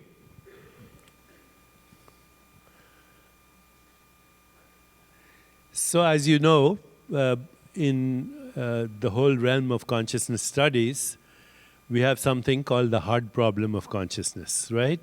How many people have heard about the hard problem of consciousness? Everybody here. Which means through a physicalist ontology, we cannot explain experience. Ontology is that branch of philosophy which deals with the nature of being. So once again, ontology is that branch of philosophy which deals with the nature of being, or what we call existence. And then there's another branch of philosophy that is called epistemology, that deals with the nature of knowing. How do we know what we know? Okay? And also deals with the limits of knowing. So ontology and epistemology are very fundamental to philosophy. What is the nature of being or existence, and how do we know what we know, and what are the limits of knowing? And the hard problem arises because of a physicalist ontology, which means that branch of philosophy and science which says that the essential nature of the physical world is physical, it's matter. And if you assume that the essential nature of the physical world is matter, then there's a very difficult problem called the hard problem. And that is, how does matter become conscious? How does the brain explain conscious experience, or even experience that may be subconscious or mental? And this word, the phrase hard problem, is coined by David Chalmers, who was supposed to be here, but he's in Shanghai at the moment. I was also supposed to be here. You heard of the mix-up. I was supposed to be in Shanghai, so he's there. But, David Chalmers used this word, hard problem, in one of the earlier conferences towards the science of consciousness, and he became a world-famous luminary in consciousness studies.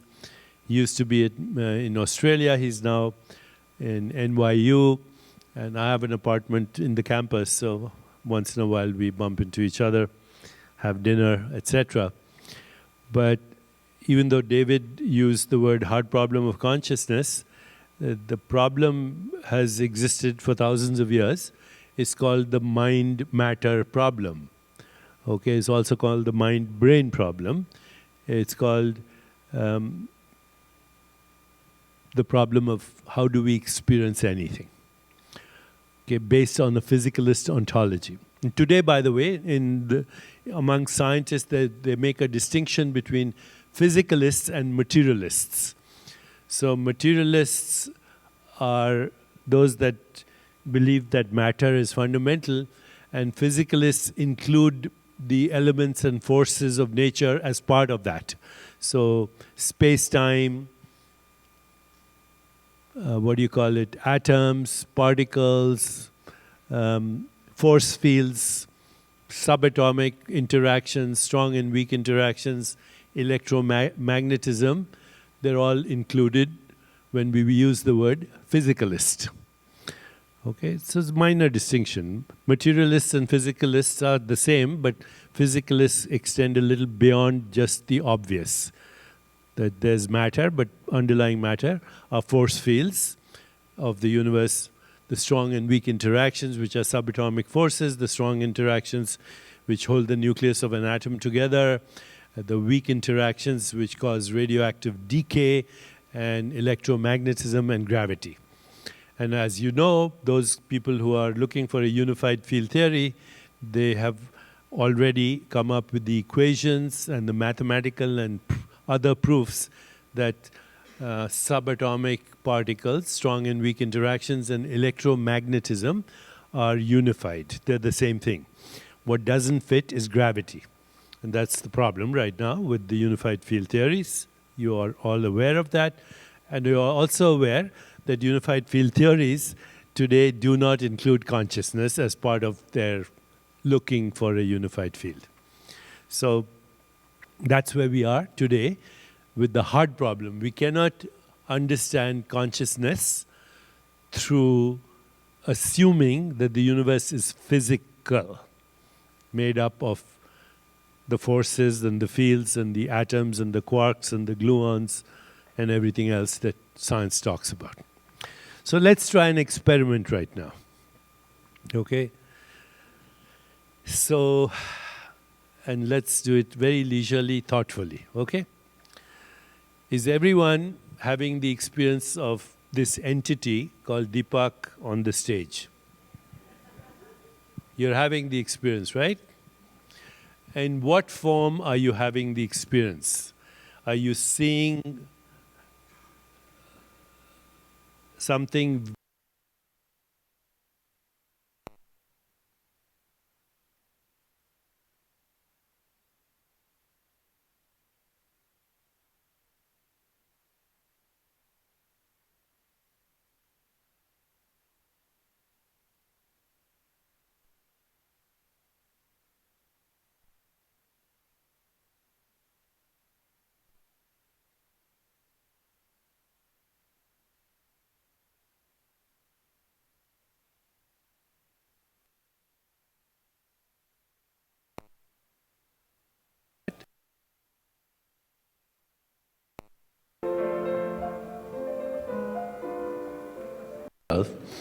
but then I saw the program, it says 9 to 1. So we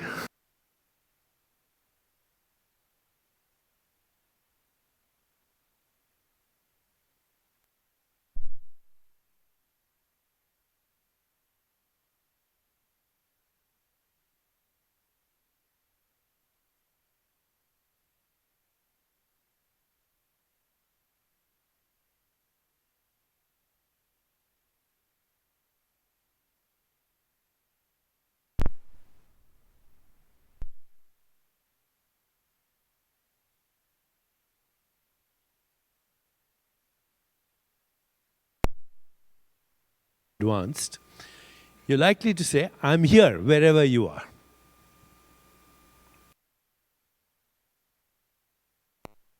His own theories about the mechanism of anesthesia and how it specifically targets. In this paper, he has shown that the decoherence times.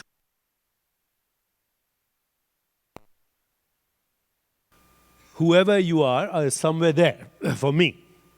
And for you, you are where you are, and I'm here. This is our normal experience of life every day. So let's examine that. Now, where in you, which is here for you, where in you are you having the experience of seeing that which you call Deepak? Where, because you say I'm here, wherever you are, where in you are you having the experience of that which you call Deepak, who's there on the stage, from your point of view? Where is that experience happening? Okay, somebody pointed to their head. In my heart. Anybody else? Okay, huh? In the mind. Anybody else? Eyes. Okay, so those are the usual responses. I'm having the experience, and remember I said having the experience of seeing me. I didn't say having the experience of hearing me. Right? Clear? So when somebody says, usually the answer, I'm having the experience of seeing you, they come up with two responses. One is I'm seeing you here through my eyes. And the other response, I didn't ask where you're hearing me or where you're feeling me. Somebody said heart, etc. I'm asking only two questions right now. One question, where are you having the experience of seeing me? Seeing is an experience. Just like hearing is an experience. Tasting is an experience. Smelling is an experience. Okay? Touching is an experience. Thinking is an experience, feeling is an experience, imagining is an experience, but I am now only asking one question, which can be applied to the others, but right now only, where are you having the experience of seeing me? Now, if we believe the physicalist ontology, if we believe the physicalist ontology, then this is the sequence. There are photons bouncing off an entity called the body of Deepak Chopra on the stage, and also they're bouncing off the stage, photons, and they're entering your eyes. The photons themselves do not have mass. We know that from physics, right? They don't have any dimensionality. They are both wave-like and particle-like. And they are bouncing, the photons on the earth are coming from the sun, the photons in this room are coming from those light bulbs as a result of the filament heating up to a certain level, and these photons are bouncing off me, and they're going to your eyes. Your eyes are 2.5 centimeters by 2.5 centimeters. They're 9 centimeters apart. By the time those photons get to your retina, where they need to go in order to get to your brain, they get inverted. Your retina is curved. So actually, if you're having the experience of seeing me in your eyes, then you should be seeing two of me about this big, upside down and curved. And furthermore, 9 centimeters apart. So whatever is happening in your eyes, seeing is not happening in your eyes. The experience. Okay?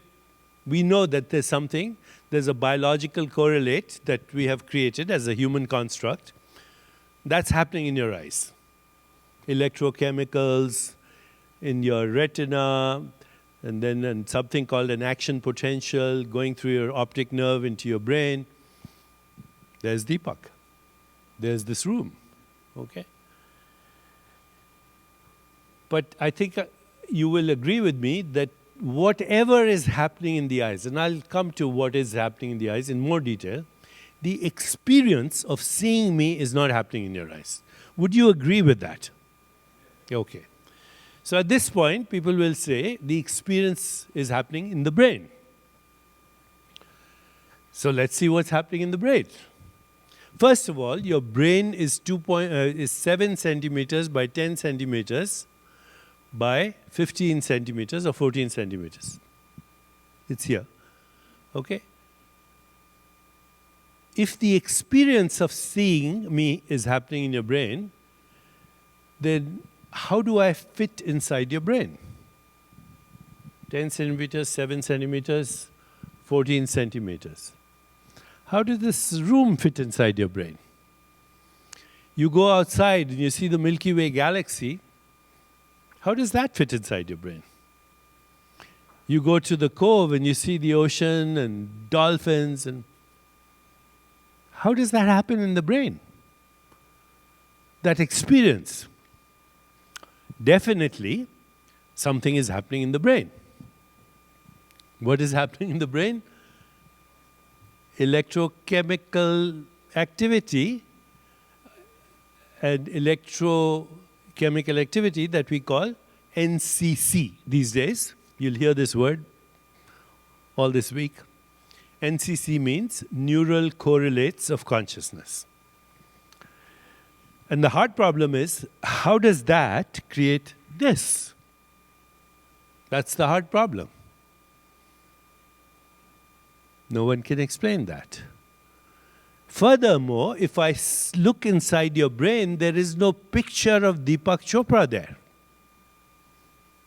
There is no picture of this room. There's what we call a neural correlate in the form of electrochemical activity, which changes, by the way, every time you have a different experience.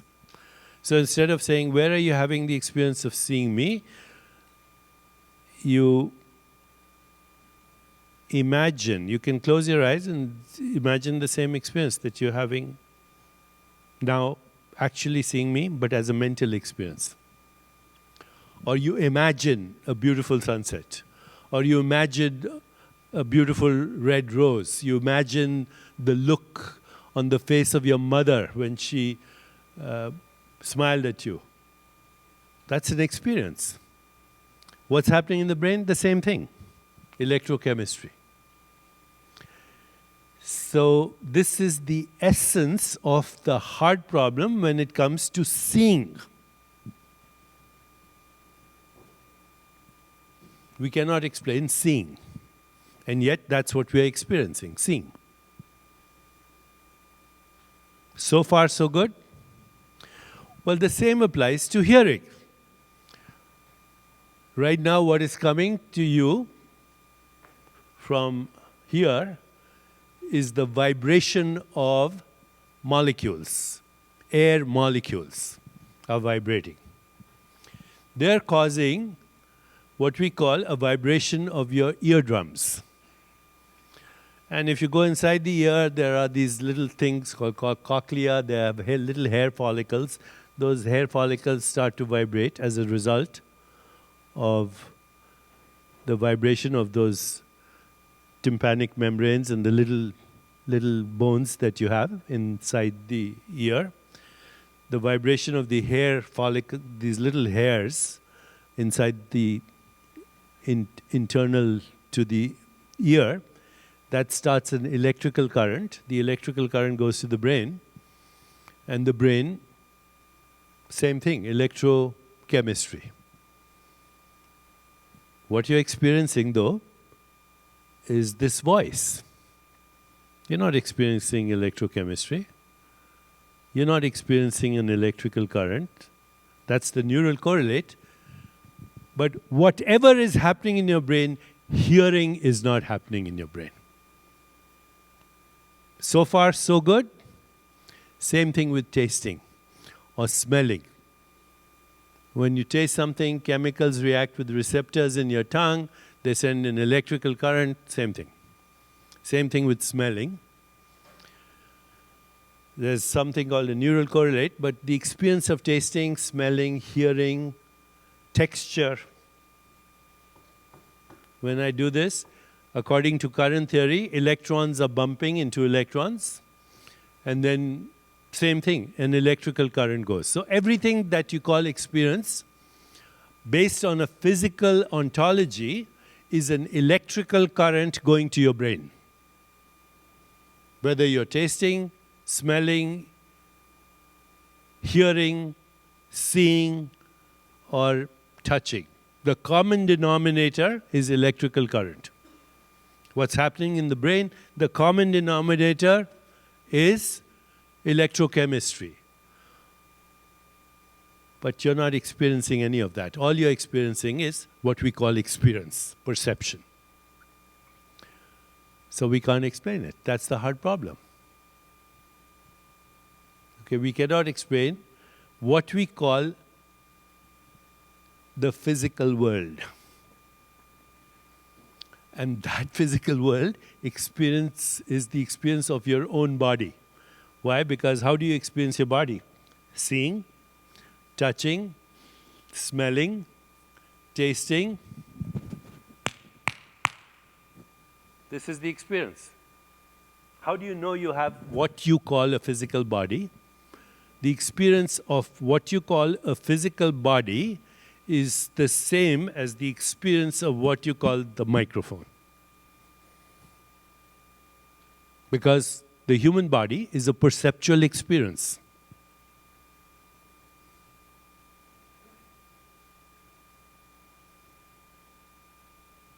hard problem. It's a very hard problem.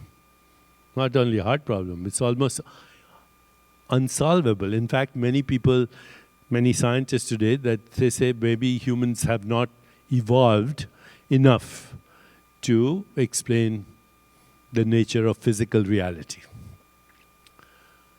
But what if there is no physical reality? Okay, what if that's another construct for what we call a perceptual experience? Okay, now we've done with perceptual experience, but let's talk about mental experience. Thoughts, feelings, emotions, imagination, instinct, intuition, creativity, vision, choice making. You'll see many arguments here and this week about do we have free will or not. And they will argue endlessly because trying to explain physical, if you try to explain free will through a physicalist ontology, you can't. The laws of nature are fixed. Everything is mathematically construed. You have no choice. Okay, free will is an illusion. And the fact that you say you have no choice is also because you have no choice. Gets very troubling when you say, how do we experience anything? We can't experience the physical, we can't explain our experience of what we call the physical world. We can't explain the experience of what we call the mental world. If we assume that the world is physical, then we can't explain it. Now already, our current science, which is based on the physicalist interpretation of the world, already is kind of in a place where matter is becoming a mystery, right? Matter is made of molecules, molecules are atoms, atoms are quarks and subatomic particles, they are probability waves, and ultimately matter is nothing. You read these books, Lawrence Krauss, The Universe from Nothing, and how did nothing become everything, etc. But the nature of matter is mysterious right now. I asked Wilczek, you know, the great physicist, Nobel laureate in physics, he discovered some particle, anion it's called. He's at MIT and brilliant man. I asked him, is the world fundamentally material? And he said, we are still trying to figure out the mystery of matter. Okay. But see, as soon as you make that statement, the mystery of matter, you're already assuming that there is something called matter. Right?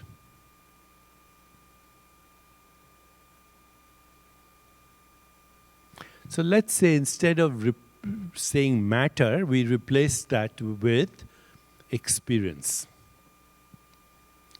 We replace the word matter with the word experience.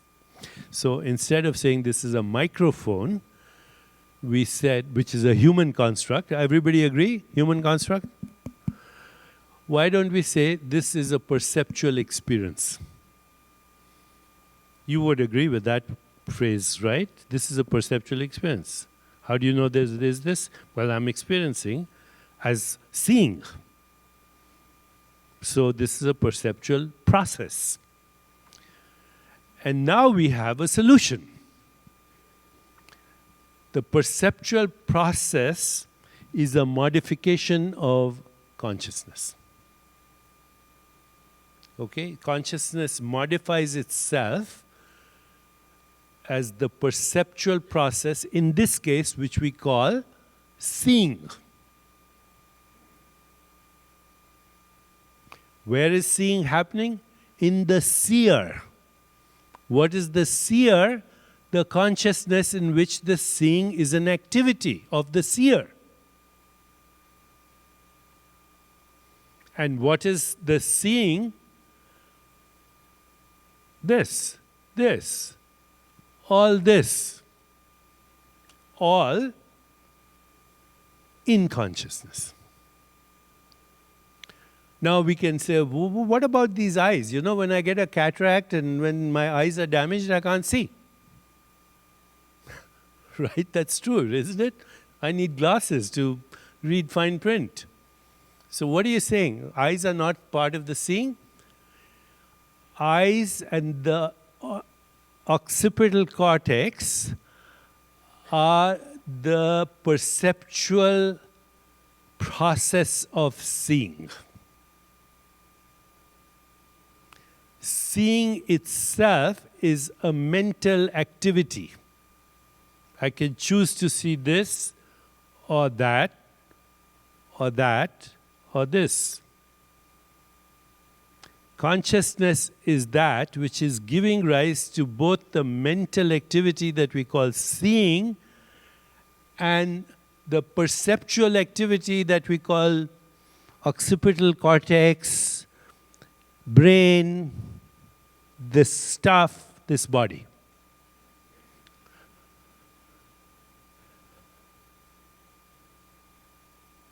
So it doesn't eliminate the idea that the brain, body, physical world, or what we call the physical world, are a complementary activity to the seeing, which is a mental activity.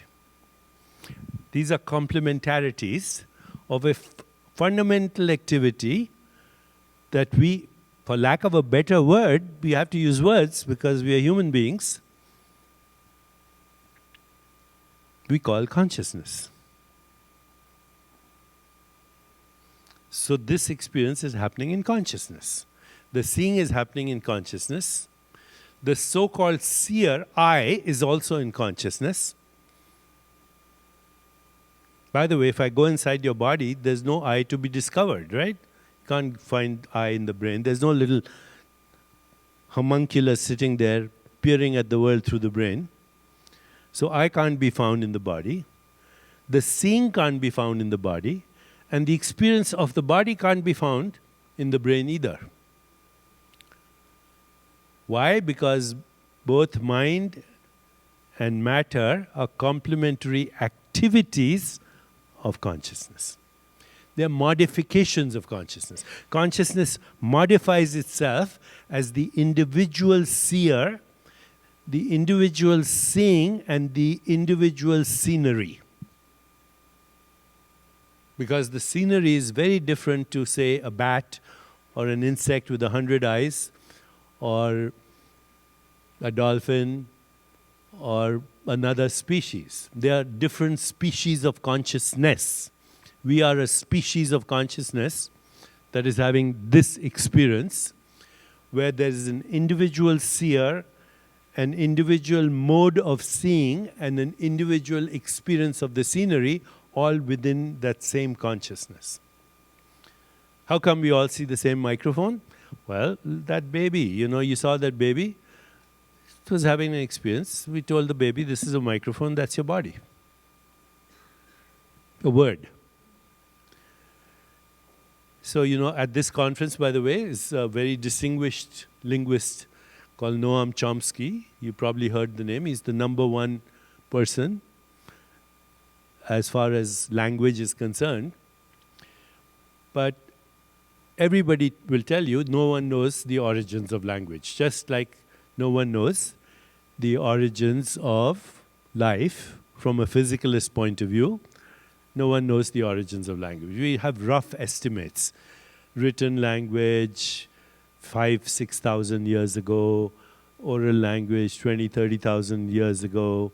How did it come suddenly into the human experience? We don't know. There's theories, but nobody knows. Okay, how does a baby pick up 5 or 6 languages just by hearing them? We don't know. My grandson speaks Mandarin, English, Spanish, and a bit of Hindi as well, because he heard them. His nanny is from Guatemala, so his Spanish is Guatemalan accent. Okay? So we don't know how that happens, other than consciousness modifies itself into that experience. And actually, anthropologists, historians, deep historians will tell you what distinguishes the human being from every other species is that we learnt how to tell stories. So up until 30,000 years ago, there were about 8 different types of human beings, human species. What's a species? A species is part of a family. So, cats, tigers, cheetahs, lions, they are different species but the same family. Okay? Wolves, dogs, foxes, they are different species but the same family. So we were part of what we call the human family. Remember, that's a word also created by humans. And we call ourselves Homo sapiens, which arrogantly means the wise ones, a name we gave to ourselves. Okay? But then we gave names to other species of the human family. Homo erectus, Homo neanderthalis, Homo floresiensis, on and on. There were 8 different types of humans, and they were as different as a cheetah is from a tiger is, from a lion is, from a panther is, from your house cat is. They were as different. And these different humans, they had this kind of appearance. Some were this big, pygmies, some were bigger, but they had this appearance. And they all had a rudimentary language, which was basically mating and danger calls. Danger, tiger is coming, without those words. Mating, reproduction, survival. But then one species, us, we called ourselves the Homo sapiens, they first developed a language, we are told, by deep historians. You want to read a book on this, it's called Sapiens, and there's a new book by the same author, Homo Deus, Yuval Harari, Israeli historian from Oxford. So one species developed a language first for gossip. Okay, so-and-so sleeping with so-and-so, you can trust so-and-so, you can not trust so-and-so, etc. And soon that language evolved into stories. What are stories? Stories are constructs around experiences. So what did we do? We created money. Human construct. We created nation states. Human construct. We created races. We created the idea of gender around an experience. Nationality, all of that, which led to empires, to kingdoms, to colonial era, etc., because we had the ability to translate raw experience, which is raw experience is just sensations, images, feelings, thoughts. And when I say sensations, that includes sense perceptions. So the acronym for that is SIFT, S-I-F-T. That's raw experience. Sensations, images, feelings, thoughts. So now we have a model. We created language. We started creating stories around that. We created empires. In fact, according to deep historians, the different human species, they always had a pack leader, just like wolves have a pack leader. All, mammals have pack leaders in the wild. So humans had pack leaders, but the pack leader could never get more than 100 people to follow him. It was usually him because the him had to go and get food and, kill animals, hunter-gatherers, etc. So the pack leader could never get more than 100 followers. But the moment humans started telling stories, they could get 1,000 leaders. 1,000 followers. Millions of followers. Kings, kingdoms, monarchs. Why? Because they told the best stories. And then money and all the construct that we call the human world. And this was so powerful for the Homo sapiens that they decimated and got rid of all the other humans. So we don't have any other species of humans right now, just us. Why? Because we created constructs, we created stories around raw experience. And what was raw experience? Raw experience was seeing, hearing, touching, tasting, smelling, feeling, thought. Thought being the interpretation, which ultimately led to story, constructs, and everything else that we call everyday reality. Okay, so this is our evolution. And what I'm saying is that the brain itself is a human construct for a perceptual experience.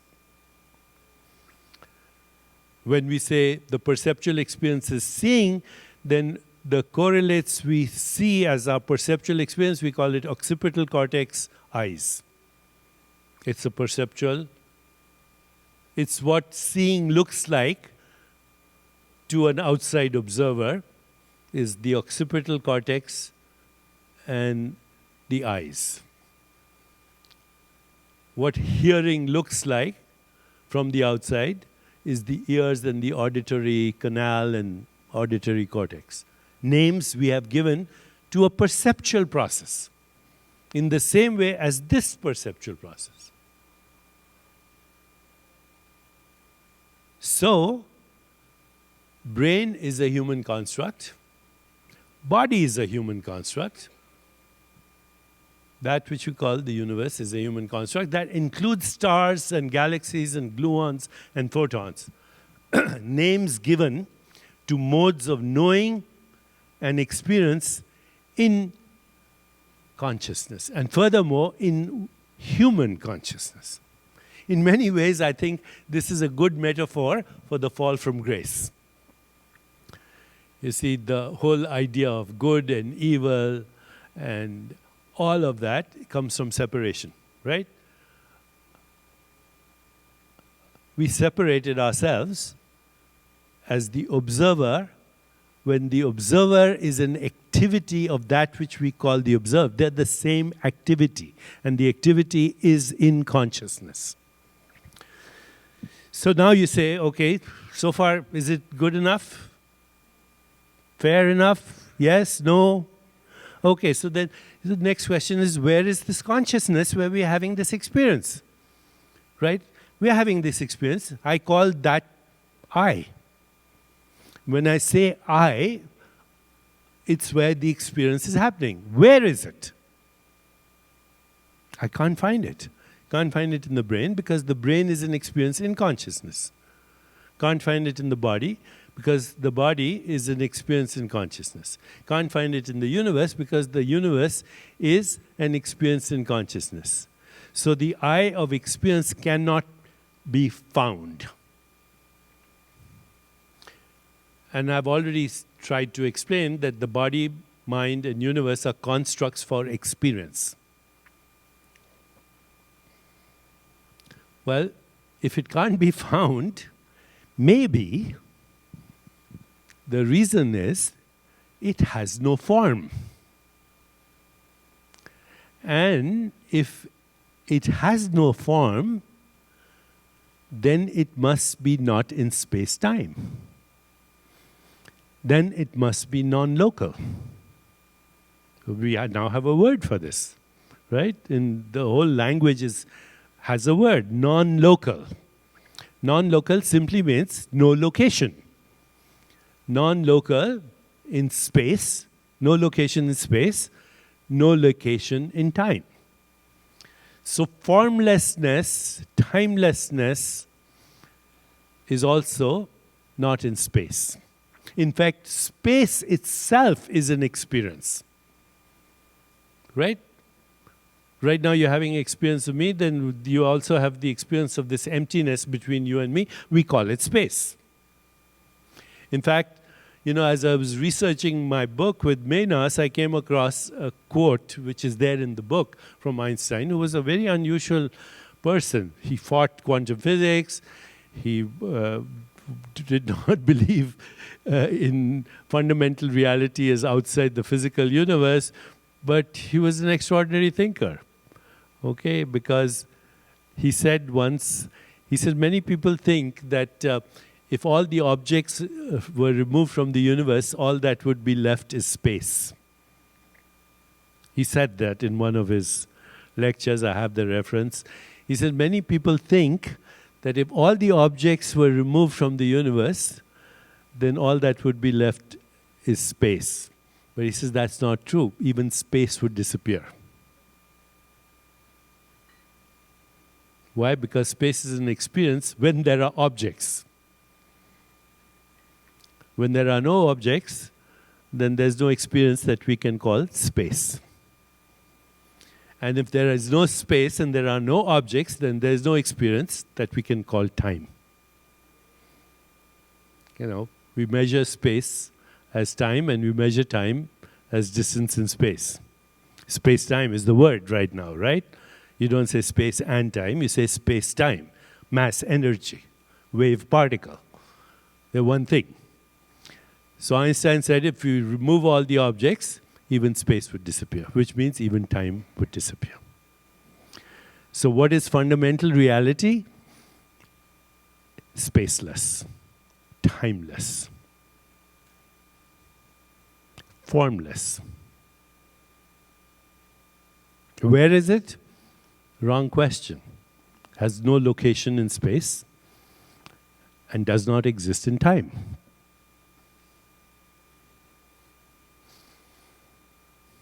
What is it?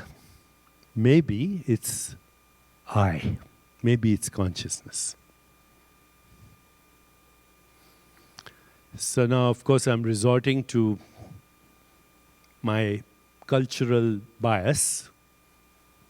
I'll say that up front. But in the Bhagavad Gita, in the Upanishads, Krishna, he says, that which cannot be seen, by the way, this is also in the other Upanishads, that which cannot be seen, but without which there is no seeing. That which cannot be heard, but without which there is no hearing. That which cannot be touched, but without which there is no experience of texture. That which cannot be tasted or smelled, but without which there is no taste or smell. That which cannot be imagined. How do you imagine something that has no form? Try. You can't. Try imagining something that has no form. So that which cannot be imagined, but without which there is no imagination. That which cannot be thought of, but without which there is no thinking. That which cannot be conceptualized, but without which there is no conceptualization. That is who you are. A formless being having an experience in space-time and causality, which we call form. That is who you are. And that the Sanskrit for that, Tattvamasi. You are that, I am that, all this is that alone is. The formless, that through its self-interaction becomes all knowers, all modes of knowing, and all things known, all within itself. Almost an infinity of knowers. You know, every species is a knower. There's an I. A crocodile has an eye. A dolphin has an eye. An insect has an eye. That's why it goes towards pleasure and away from pain. It reproduces. The eye is reproducing. Those are species of consciousness with their own universes, but all within the one consciousness where there are almost an infinity or innumerable knowers, innumerable modes of knowing, and innumerable objects known. Seer, seeing, and scenery, all within itself. So again, again in the Gita, Upanishads and all this, when they do a cremation of a human body, they recite some verses. They say, water cannot wet it, wind cannot dry it, weapons cannot shatter it, fire cannot burn it, unborn, not subject to birth or death. You are that. Also call it the imperishable, because you can't destroy that which has no form. Furthermore, when you look at the form, you see it's a phenomenon. Right? This body is a form in appearance, but it's actually a phenomenon, because this body didn't look like this body 10 years ago, or as a teenager, or as a baby. Those were experiences. And experiences are constantly arising and subsiding. As what?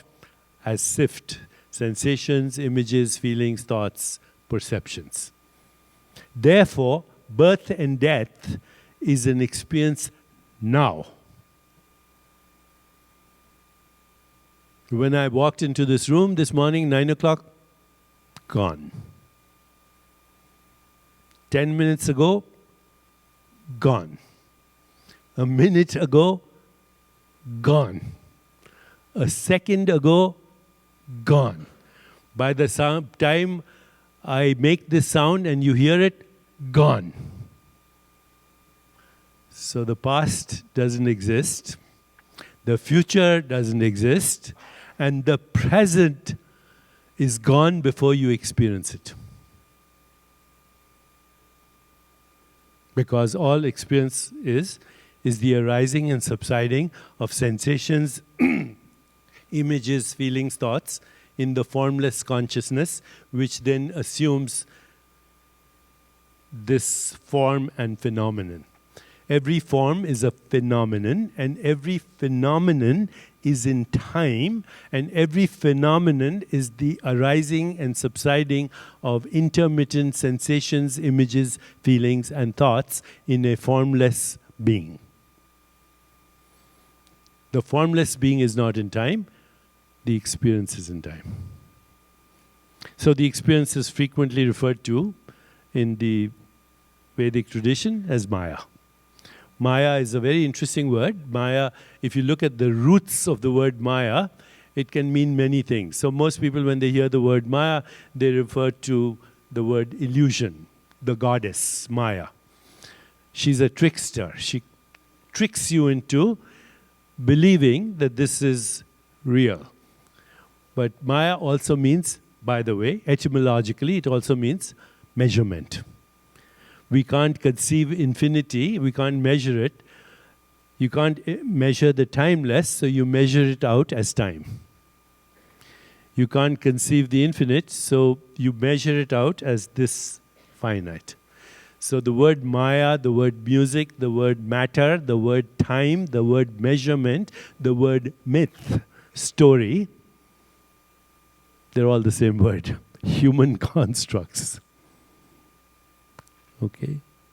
So, there's a quote from Wittgenstein, the German philosopher.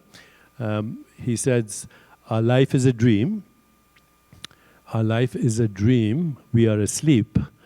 But once in a while, we might wake up to know that we're dreaming. Our life is a dream, but once in a while, we wake up enough to know that we're dreaming. So what do we wake up to? Because that's another word for enlightenment, right? Awakening. What do we wake up to? We wake up to the formless being in which form and phenomena are being experienced in time. In every moment of now. You can't catch now. It now doesn't have a privileged position. All these people talking about now is the only moment in time, but actually now is not in time. Now is being, the formless. Mentioned Tagore earlier in Gitanjali, there's a poem where he says, in this playhouse of infinite forms, I caught sight of the formless. He uses masculine metaphor. He says, in this playhouse of infinite forms, I caught sight of him that is formless, meaning God or consciousness or infinite being, and so my life was blessed. Okay, so it's very, very intimate to people like Tagore, the idea that the formless is the only reality, and being not in time, it is eternal, but eternal not in the sense that it stretches for endless time. Eternal means not in time, timeless. Inconceivable. Can't conceive the inconceivable by definition, but without the inconceivable, there would be no conceivable. So that is awakening. Now let's try something as an experience from, these are very simple exercises, come to us from non-dual traditions, originally from Ramana Maharshi and Nisargadatta and Atmananda Ramana Maharshi and Krishna Menon, but many others. And recently, as I said, there are many non-dual followers of these traditions, which we also call Vedanta, also called Kashmir Shaivism, and on and on. There are many different branches of Vedanta with slightly modified models, but based on the same understanding. And what is the same understanding? That fundamental reality is formless, which means non-local, not in space-time, and then experience of that fundamental reality is in time, space-time, and causality. But in fact, in the most fundamental level of existence, there's no space-time, and therefore there's no causality. Okay, it's all correlated, non-local correlation, synchronicity, entanglement, superposition, whatever word you want to use. And of course, even as I say this, I can see some of the physicists rolling their eyes and saying, oh, misusing science again, pseudoscience. Never mind.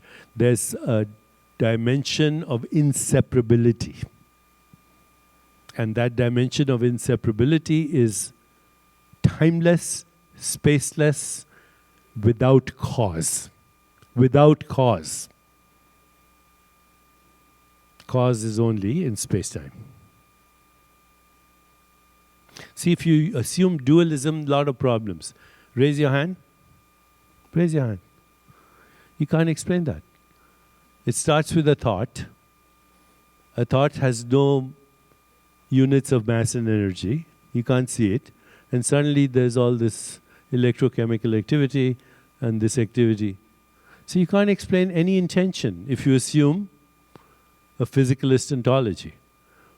The intention is a modification of consciousness. You do this, or walk, or speak, or have any experience. It's one thing, and it's not a thing, because it's formless. Okay, so let's try an experiment, okay? And as I even do the experiment, I want to acknowledge all the great teachers of non-duality in our time also. People like Rupert Spira and many, many others to name. Francis Lucille, many Indian teachers. So I'm not going to... But I'm going to ask you a simple question. Are you aware? Of course you are, because you answered my question, right?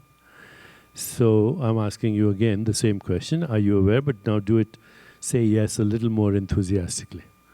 Okay? Are you aware? Yes. Okay.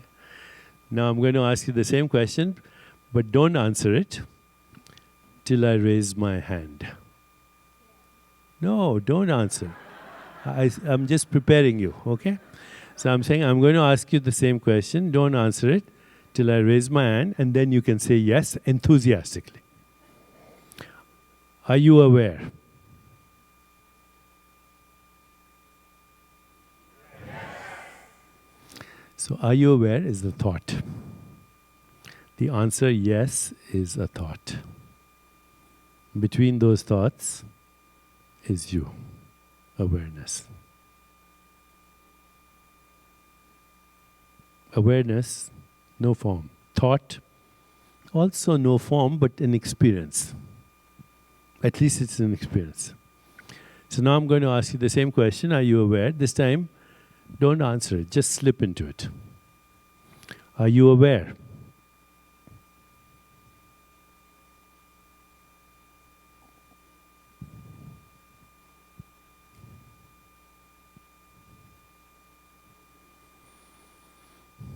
This presence is fundamental reality.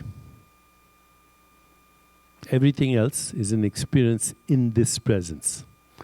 So the experience that you were once a baby, a teenager, the thoughts of a teenager, the emotional makeup, that's all experience coming and going as sensations, images, feelings and thoughts. But the awareness is a constant. I is a constant. It's the presence in which this is happening. And how is it happening? The presence is interacting with its own self, usually as a result of conditioning into these thoughts, these feelings, these emotions, this body and this experience. So who do we wake up to? The presence, I. That's why this Argadatta Maharaj says, I am is before I am this or I am that or I am that. Okay. When Moses goes to the burning bush, says, God, what's your name? God says, I am that I am. In the New Testament, Jesus says, before Abraham was, I am. Why? Because Abraham was in time, I am is not in time. I am is the constant in every experience, but is not in time. Okay, so just to complete this experience, I'm going to ask you just one thing. Be aware, and then shift into that which is having this experience. Be aware.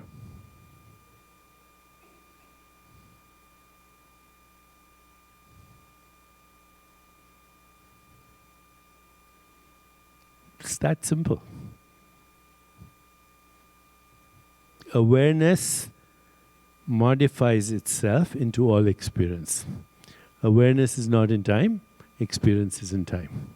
That includes that which we call a body, mind, universe, which are stories around fundamental experience. Okay, I'll come back to a few other exercises, but let's complete now our theoretical understanding. All experiences are modifications of core consciousness. Humans create constructs around raw experience and assign names to them. In Sanskrit, this is called Nam Rup. Nam is the name and Rup is the form.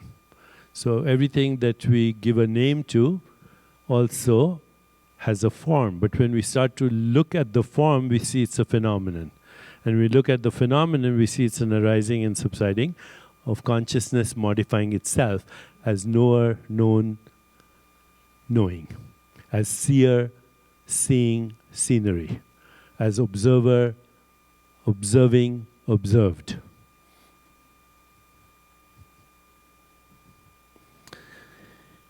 Nam Rup. Constructs create science, technology, art, religion, and civilization. So constructs are useful. Okay? DNA is a construct. Genes are constructs. They're useful.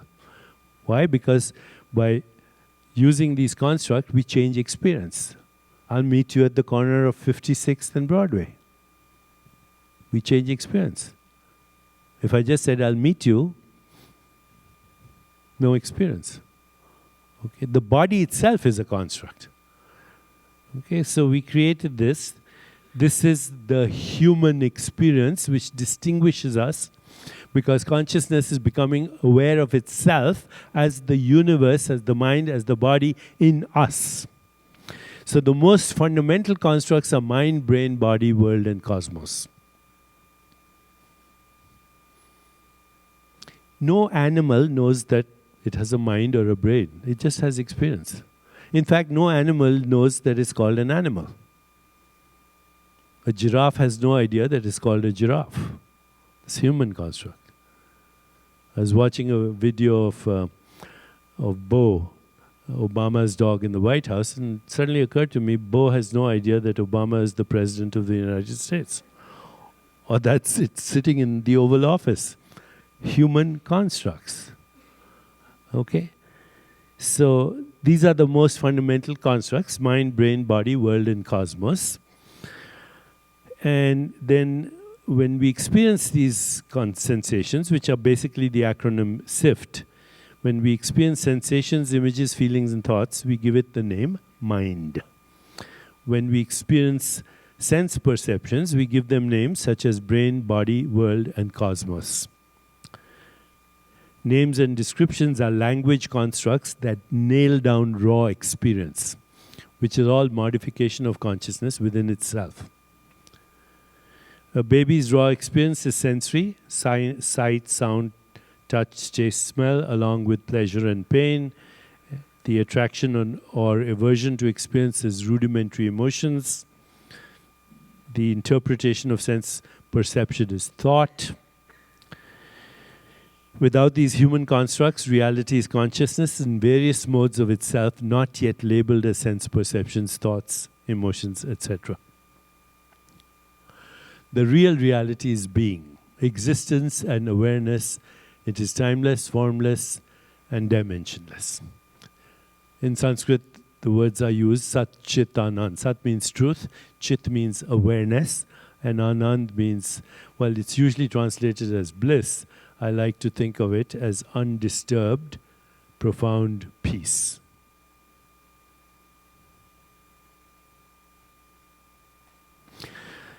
Everything else, mind, body, cosmos, are human construct derived from modes of knowing and experience in consciousness.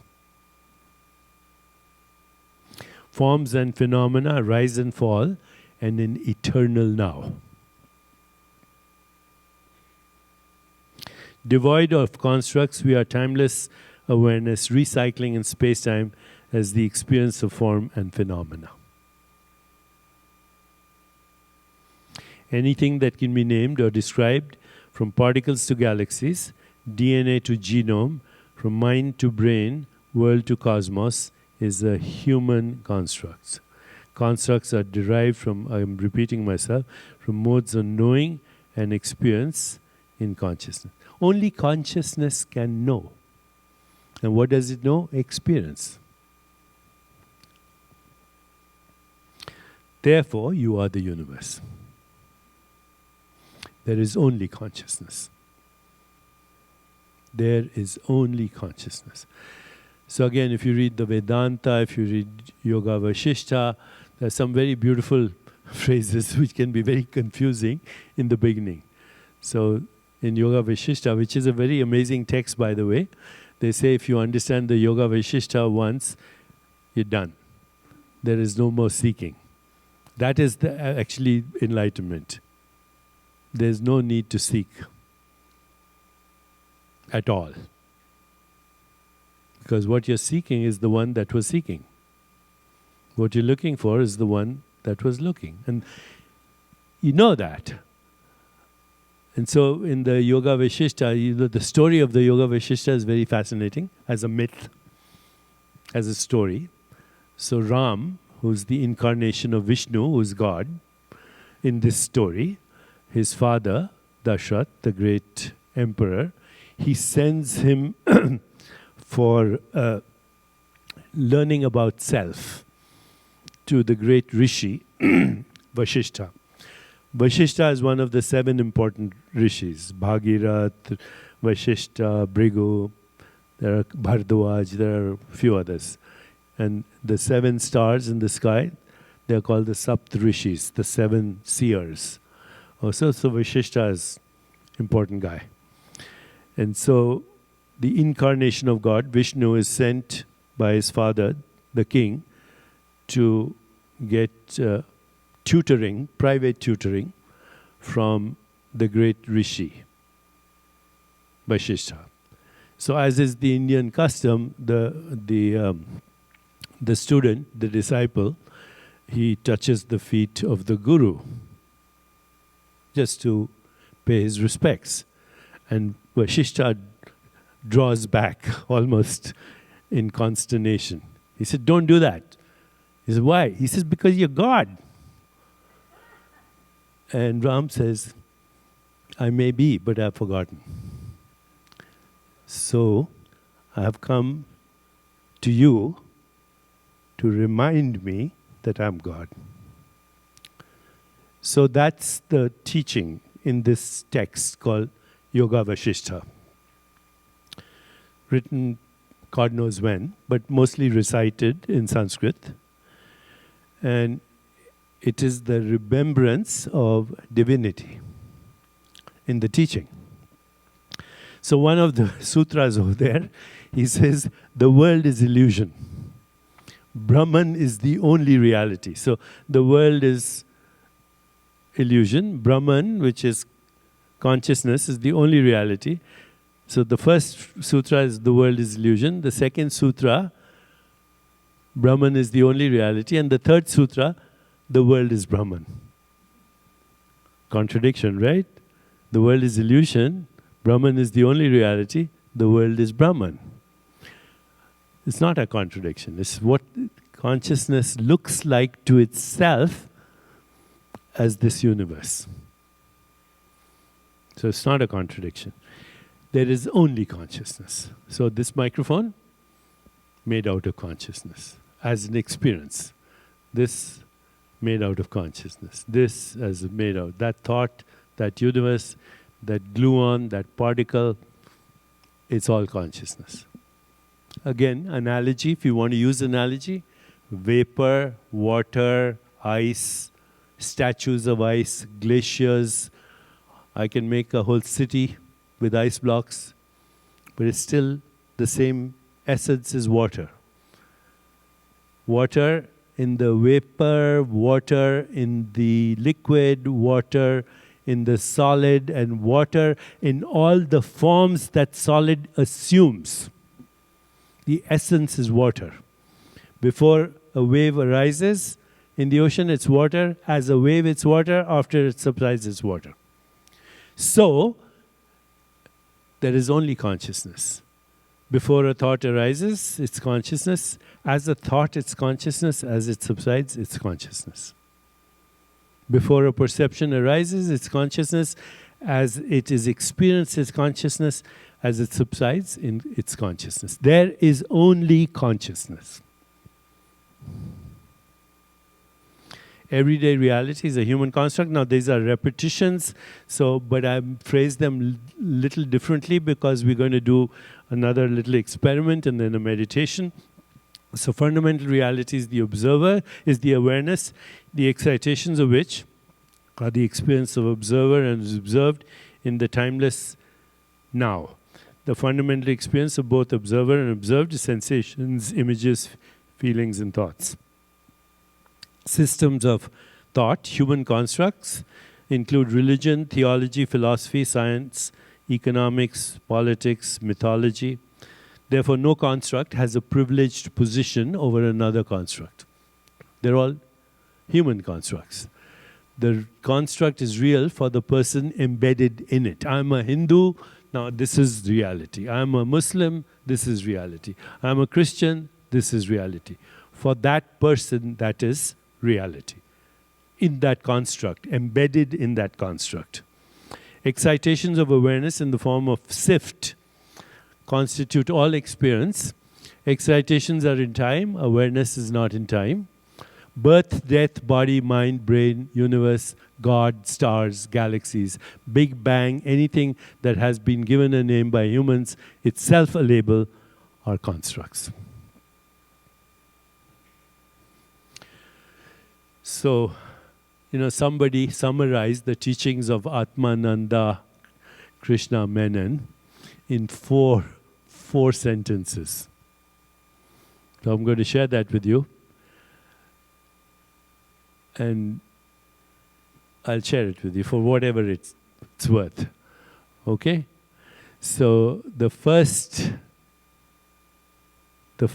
sentence from Atmananda Krishnamurti is that in every moment every moment of time, what you're experiencing as body, mind, and universe is a projection of your conditioned mind.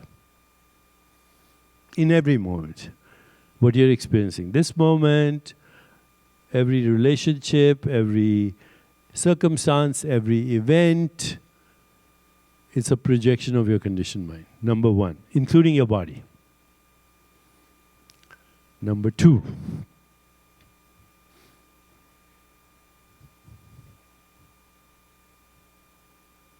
the real you was never born. First time you hear that, you say, what the heck? Okay. The real you was never born. Okay. Even the Sargadatta Maharaj, when people ask him about birth and death, he says, I was never born, so why are you asking me about death? Okay, what is born is experience, and that's happening now. Birth and death are now as experience. So the real you was never born.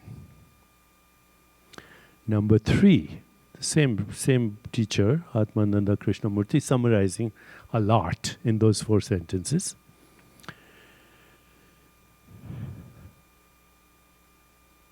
The ultimate reality, we are inseparable. And the word for that is love.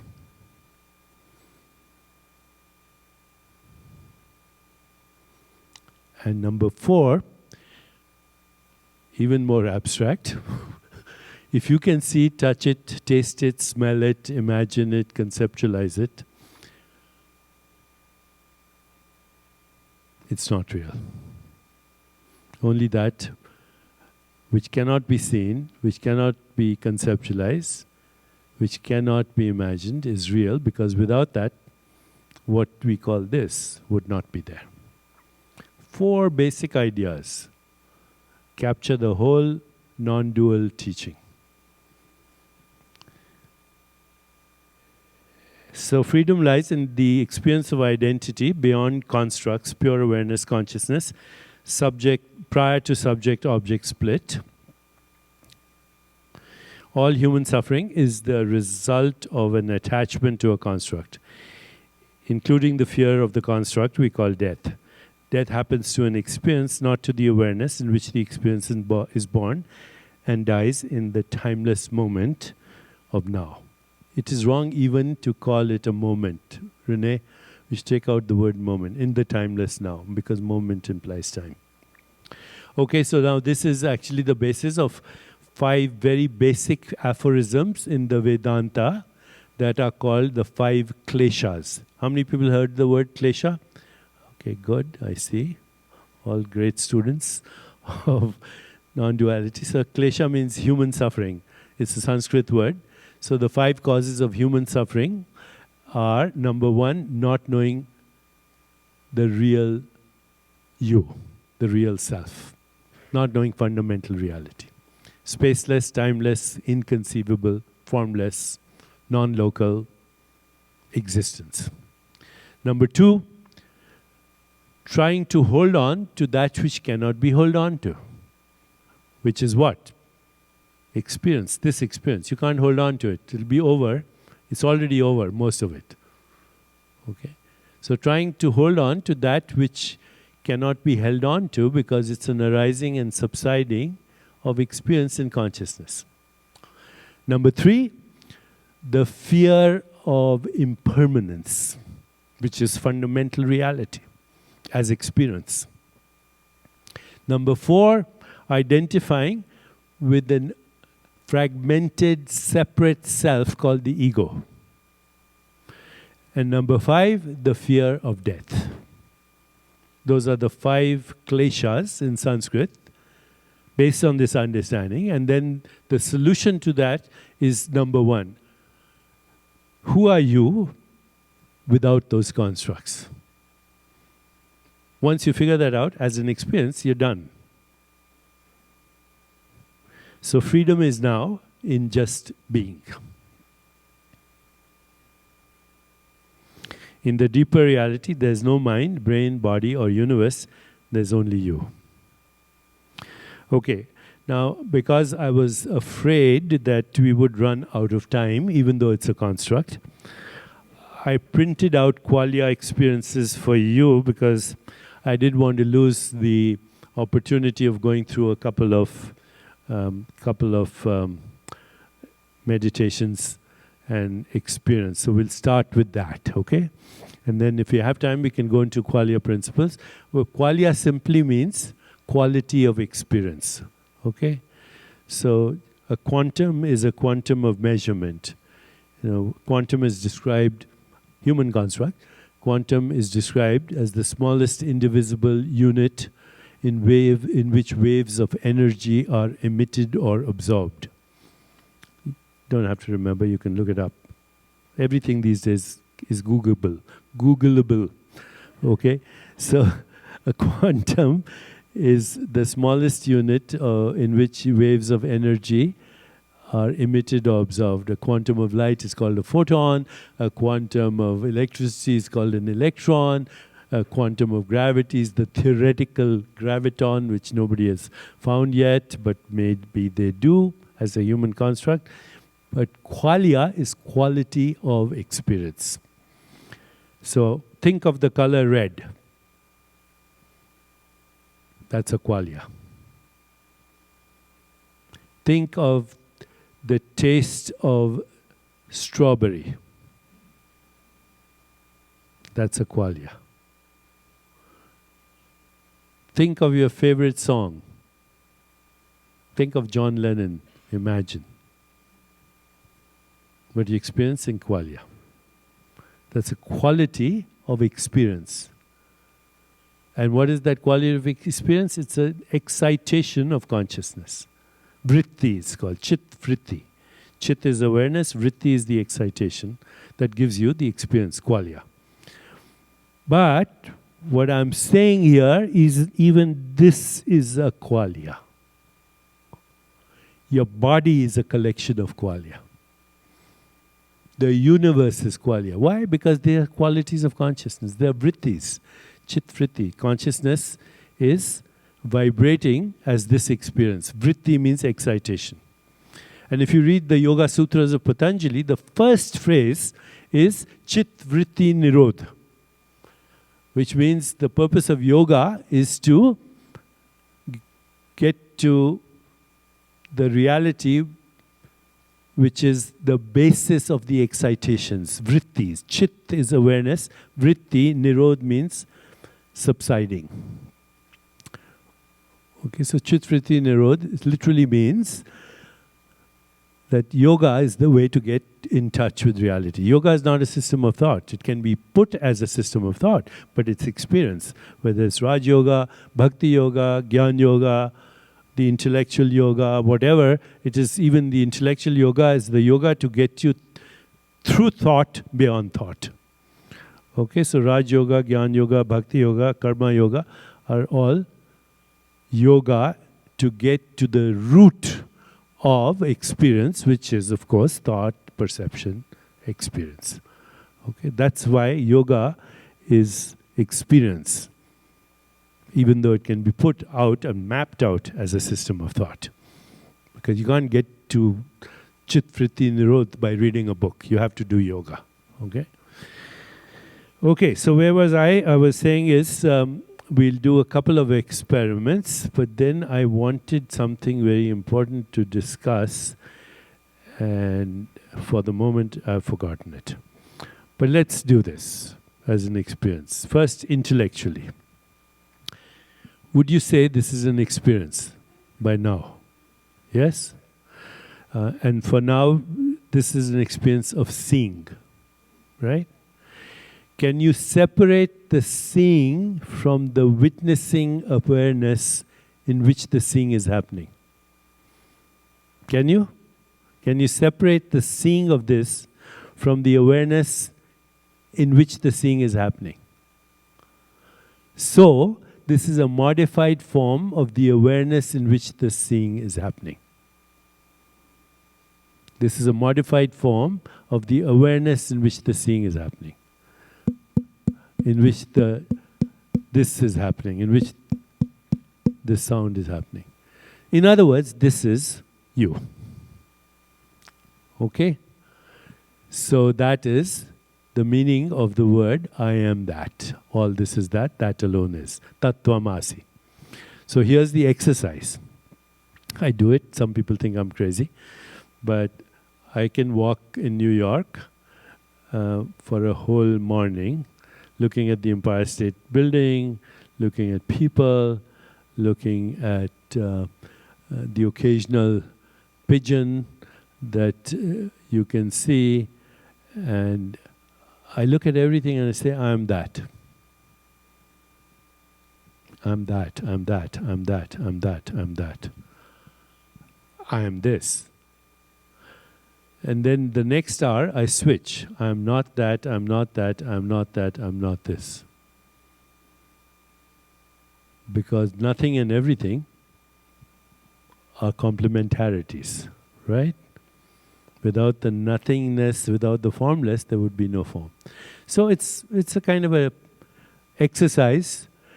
If you do as a sutra, Tattvamasi, or you can say Aham Brahmasmi, or you can just say I'm that, and then you can say I'm not that, which is the opposite of Aham Brahmasmi, Neti, Neti, Neti, which is Shankaracharya's whole teaching. You can say I'm that, I'm that, I'm that, I'm that, I'm that, I'm that, I'm that. I'm not that, I'm not that, I'm not that. I am the formless being in which I am that and I am not that. I am this. But this experience is happening in that formless being right now. So, talk about non-locality. Non-locality is the reality this moment, giving us the appearance of locality. Because this experience we're having is a non-local formless being. This is the veil. And many times, people misunderstand the veil in Sufism, even Islam, and in the Hindu tradition, in the Judaic tradition. The veil is the veil that is preventing you metaphorically to understand the real reality behind the scenes.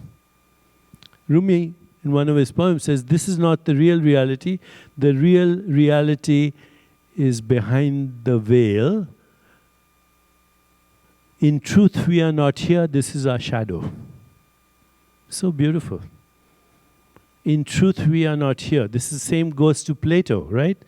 The Plato in the cave, those are the shadows that we are mistaking for the light. But the light is not the light. Metaphorically, it might be the light of the sun, but the true light is the light of awareness. Because light doesn't have color, light doesn't have texture, light doesn't have taste, light doesn't have smell. None of these things would be experienced without the light of awareness. That's why even in the New Testament, I am the light of the universe, I am the light of the world, you are the light of the world. I am in you, you are in me. I and the Father are one. These are metaphors for the culture of that time. But what is the light? The light is awareness. Before Abraham was, I am. Okay, so that's now, let's look at something else as an experience. And then if we have time, we'll go into the Qualia experiences, but we don't have to have. I've printed it out and you can look at it, and they're in the book as well. But because not everybody is going to read the book, I printed them out. Okay, so let's do a meditation, okay? And we are going to combine several meditations into one. So before we even do that, before we close our eyes, meditation is so popular right now. It's like become a cultural phenomenon. And so there are many kinds of meditations. You've heard the most popular these days. Everybody's talking about mindfulness. Okay, just as a disclaimer, mindfulness is a wrong word. But it's here to stay, so we'll accept it. Okay, because the awareness of a thought is not a thought. The awareness of your body is not the body. The awareness of an experience is not that experience. So the awareness of the mind, therefore, is not the mind. But we are saying mindfulness. We'll accept it. It's a cultural meme now, so we'll have to accept it. And more or less, awarefulness is a clumsy word anyway. Okay? So, vipassana is true mindfulness. Vipassana, the word Sanskrit, is true mindfulness or being aware. And so, in the original teaching, there's the wheel of awareness, what we call Buddha's wheel of awareness. Neuropsychiatrist Dan Siegel has done a very great job in explaining the wheel of awareness. So think of awareness as a wheel, and awareness as the hub of the wheel. And then the rim of the wheel is 4 quadrants. One quadrant is the 5 senses, sound, touch, sight, taste, smell. The second quadrant of the wheel is the body and the viscera. The third quadrant of the wheel is mental space. And the fourth quadrant of the wheel is relationship. Relationship, personal, professional, with the web of life, with the ecosystem, with the universe. And then the hub of the wheel is awareness itself. And this is all experience. You can't have an experience outside this wheel. 5 senses, body, internal organs, mental space, relationship. And the hub, awareness of awareness. So that's basically Vipassana in all its forms. Awareness of breath, awareness of a thought, awareness of an emotion, awareness of a sensation. That's all Vipassana. Okay. These days, mindfulness. But when people these days talk about mindfulness, they're talking either about, sensations of the body or not even that, awareness of breath, which is great. I mean, because if you just are aware of the breath, you'll get many insights. So that's Vipassana. Then the second kind of meditation is self-reflection, which we'll practice right now also. The third meditation is transcendence, usually through mantra. And then the fourth meditation is direct, being, right this moment. So with that, let's do the meditation. Okay, so put your feet on the ground, uncross your legs, keep your back relatively erect. Keep your hands open, if you will, with the fingers pointing upwards, if that's easy. Otherwise, whatever position is comfortable. And let's close our eyes. And we are going to do Vipassana and many other things. And even as I go through this process, I'll be doing a commentary as well, just to explain what we're experiencing. Okay, so start with observing the breath.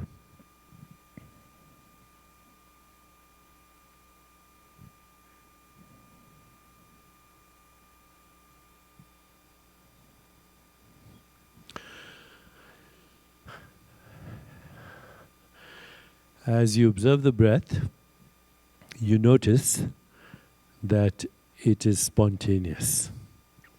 There's no effort. There is the arising of the breath. There's a pause. And then there is a subsiding of the breath. So the arising and subsiding of the breath is in awareness. You're aware of it right now.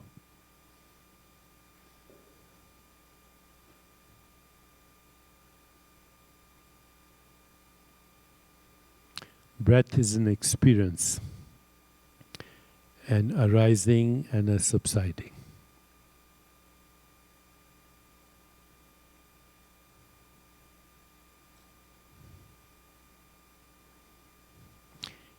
In other words, it's a phenomenon in time. The arising and the subsiding is a phenomenon in time.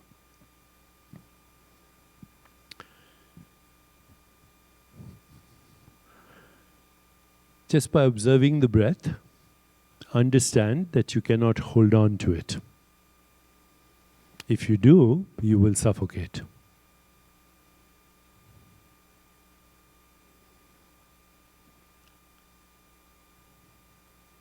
So breath is an arising and subsiding in time. you are the observer that is not in time.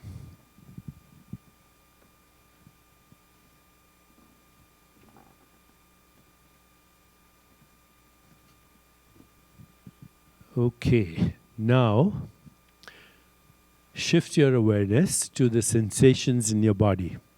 So just experience the sensations in your body from the inside out with your eyes closed, or if you want to, you can open your eyes, but your attention is on sensations in the body.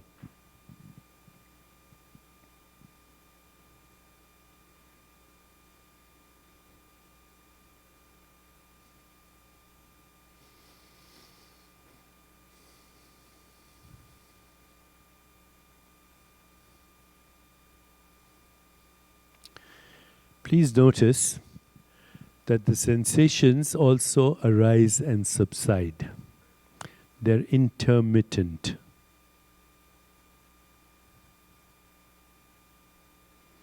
And please notice that the sensations that arise and subside, they do so spontaneously. And please notice that you cannot hold on to these sensations. You cannot hold on to a particular sensation.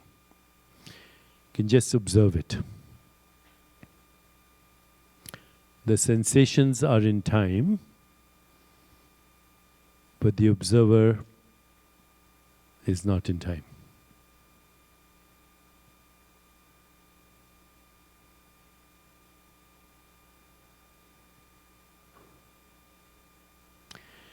Now shift your awareness to any sound that you can hear in this room, including the sound of my voice.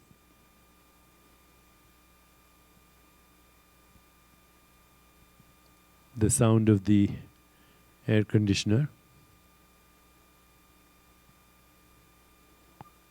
That other sound that just appeared. See that sound you're hearing?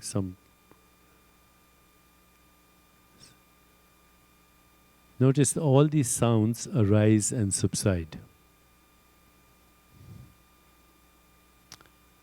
That there's no such thing as a continuous sound. The only constant is the observer. The observer of the breath, the observer of the sensations,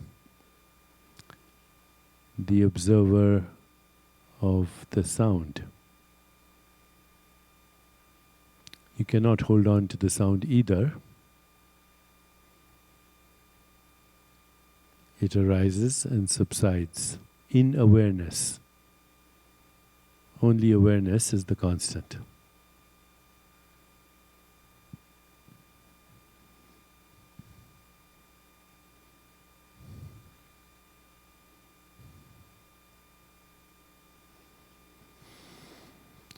Now shift your awareness to a mental image.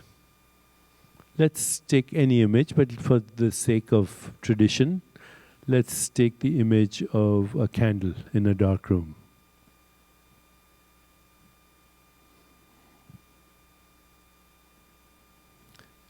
Notice once again that the image flickers in and out.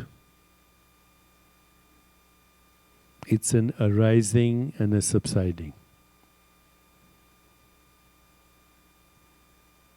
Try and hold on to that image, and you won't be able to. Only awareness is the constant.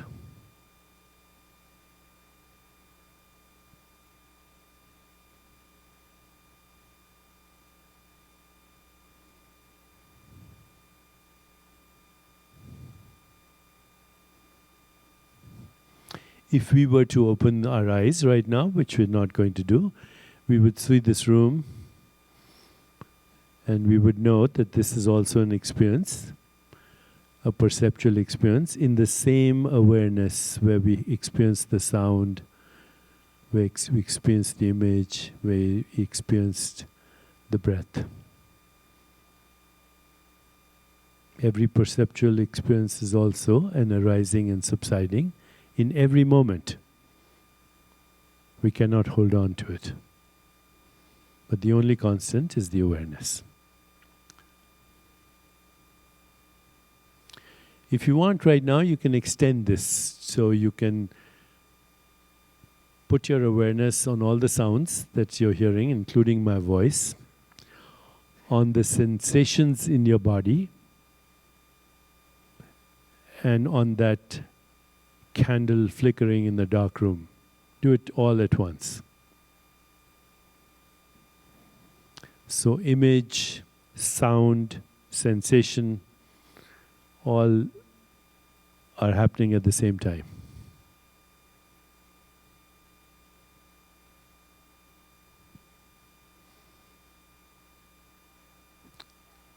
It becomes very clear that image, sound, sensation are actually all the same awareness modifying itself into those experiences.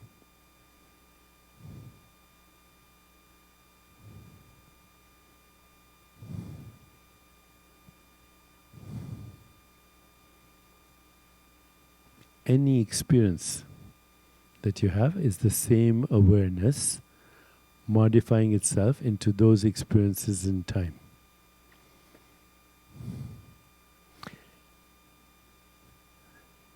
So now let's move from Vipassana to a little reflection.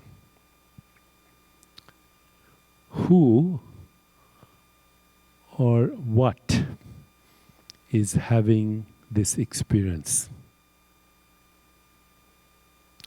Who or what is having the experience of these sensations that I call my body, of these images, of these sounds, and these perceptions? Who or what knows this experience?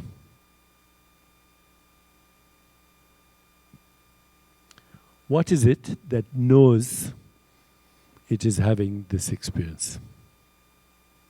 You don't have to answer the question, just ask it.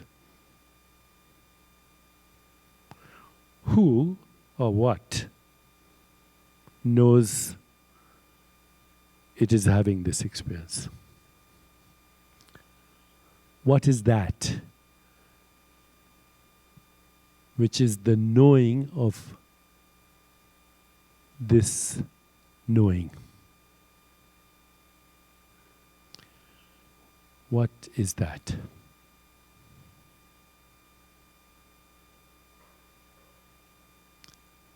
Does that which is the knowing of this experience,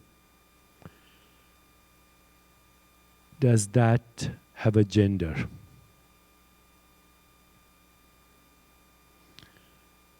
Does that which knows the knowing of this experience, does it have a race?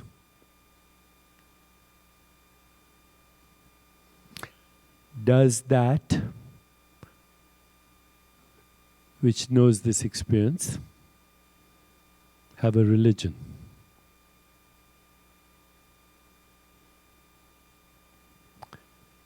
Does that which knows this experience have a nationality?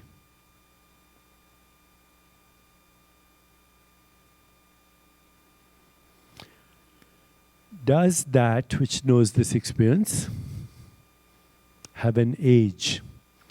Is it 23 years old, 70 years old, 5 years old?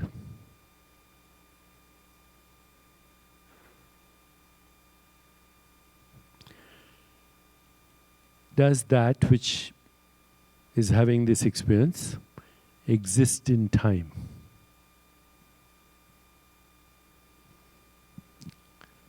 Does that which knows this experience have a location in space?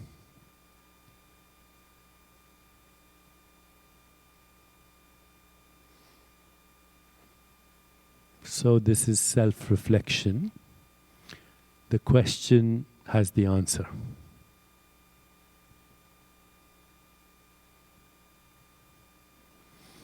And now let's move to a third aspect of the meditation, which is neti neti.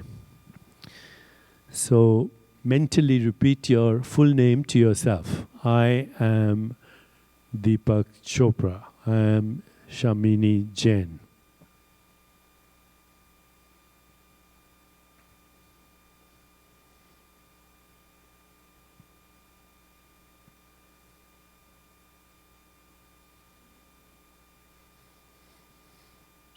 Okay, now you can stop repeating your name, but bring into your awareness every experience that spontaneously comes to you at this moment in your life.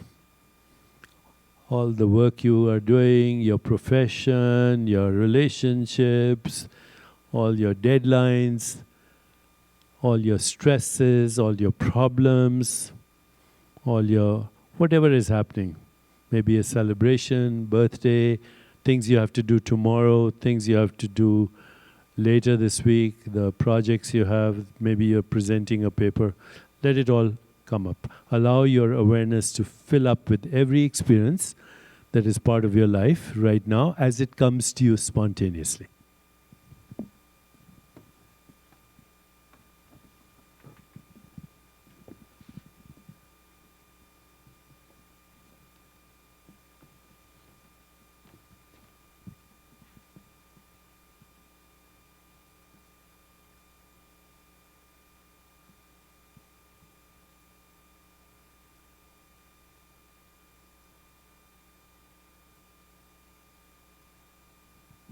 A lot happening there.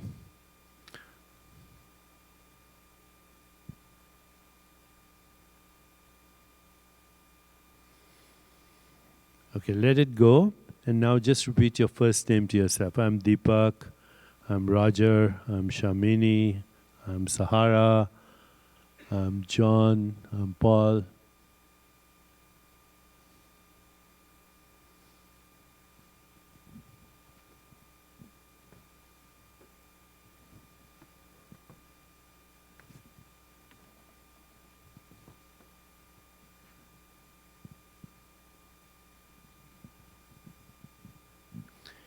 And now let go of that too, but allow your awareness to fill up with memories or experiences that you had when you were a child, let's say before the age of 12.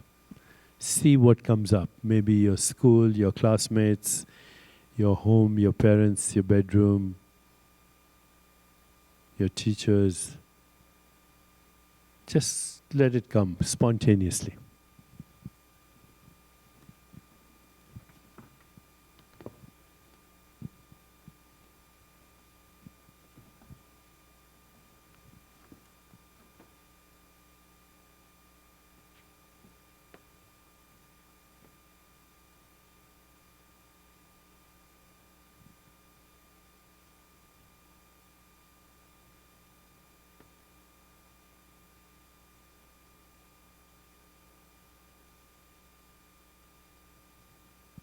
Okay, now let go of that. Now let's drop the first name and just repeat the name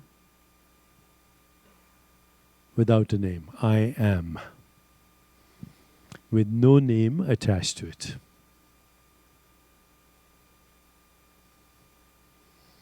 And as you repeat I am, let memories and experiences fade out.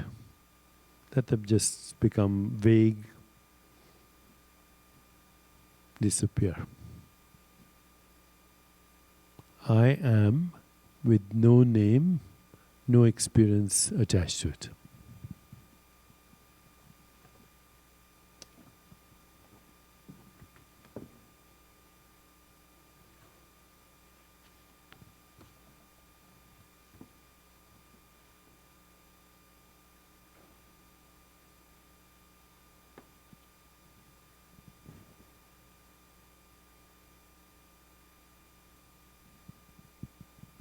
And now if you want, we could replace I am with the Sanskrit sound, aham, which basically also means I am, but it's also the vibration of breath, aham.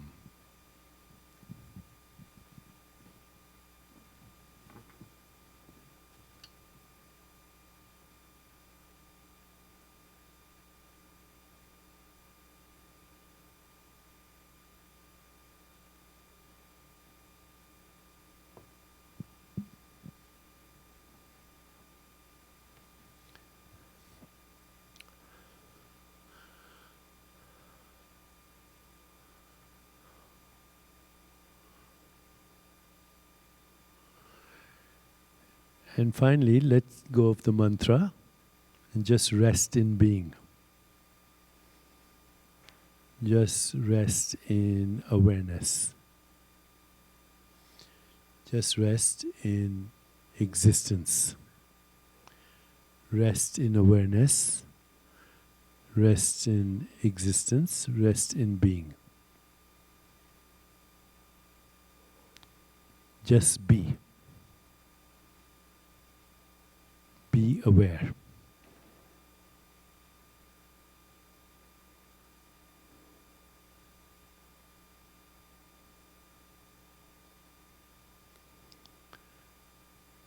Be aware of being aware.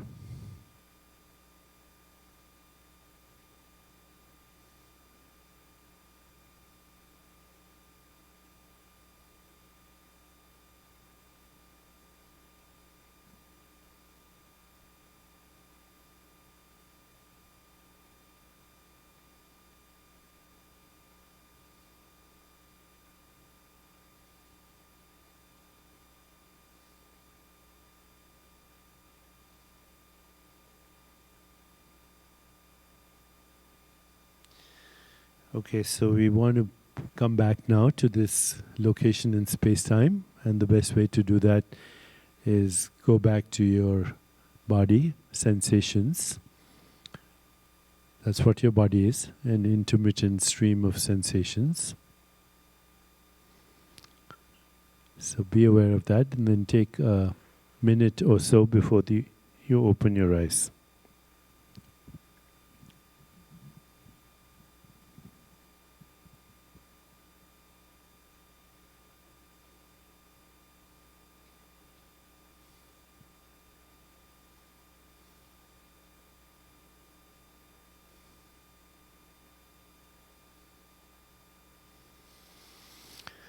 Okay, you can open your eyes. So this was very short, but it kind of gave you a taste of all the different ways of meditation, vipassana, neti, being aware. And what I want to do is, in the remaining time that we have, which is only 10 minutes or so, went by really fast, I want to show you some slides on the neuroscience of enlightenment, okay? Because that's what was promised. Okay, so here we go. Let's go back to the first slide of that neuroscience of enlightenment. Is this the first slide? I don't think so. Okay, here. Now remember, we have already said that the brain is a human construct, but it helps us map the correlates of experience. So let's very quickly go over the wheel of awareness. This is a diagram that I took from Dan Siegel's book on neuropsychiatry, but originally it's a Buddhist framework. The hub of the wheel is awareness. The rim of the wheel is all the things we can be aware of, and that's the totality of all experience. All experience. Okay, awareness of sensory experience, sound, touch, sight, and taste and smell.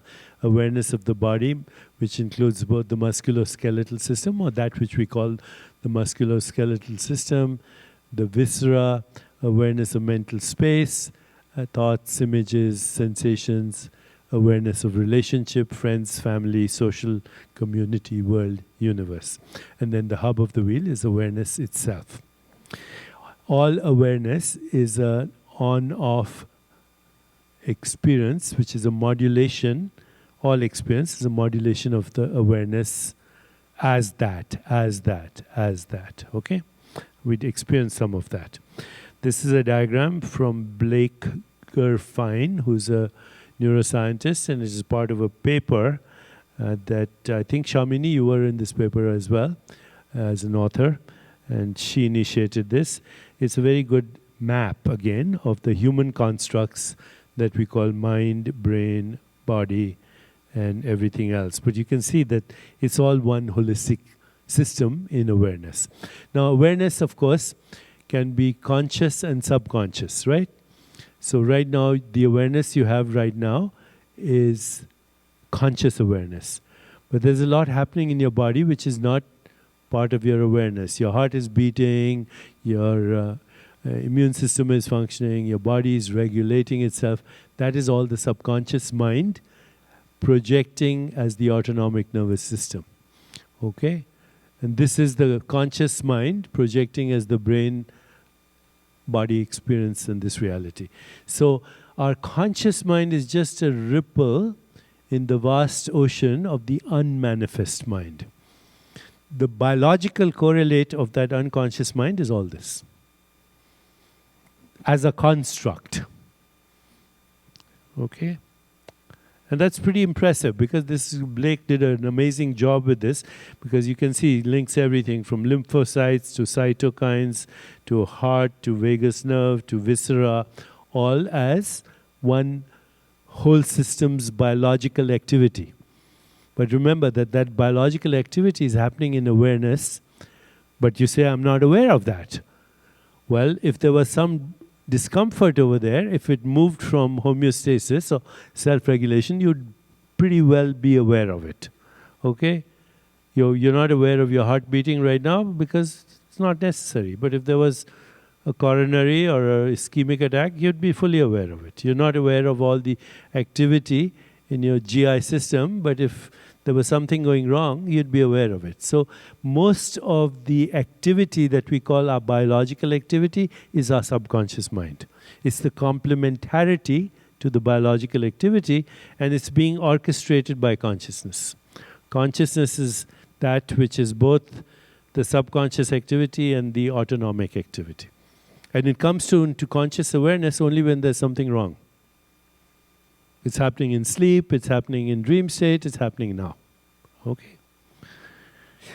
So when we look at the brain again, these are all the different parts that we've identified, human beings, to a perceptual process that we call the brain, and then we give it names. Okay? Then we mistake the construct for the reality, but now that's a different discussion. We can still use this map, and it's a useful map. And so you have the prefrontal cortex, where through mindful awareness and meditation and actually being aware of the choices we make, we can actually change the synaptic networks of our brain. So that is a counterpart, the biological counterpart to mental experience, which we're changing in consciousness through these practices. Okay? So now we have scientists identify these different areas, give them names, insula, and then they say, oh, here is intuition, but also neural representation of all these other emotions, disgust, pride, lust, humiliation, musical expression, etc. And there's a new word that scientists are using now, interoception. Sensing and regulating activity of internal organs, including heart, lungs, and gut. So interoception is another word for the Sanskrit words pratyahara, withdrawal of the senses, and then all the kriyas and all the techniques of pranayam and internal activity. You know, we can regulate our heart activity. That's what yoga is all about, okay? It's about interoception. And the vagus nerve is an important participant in that.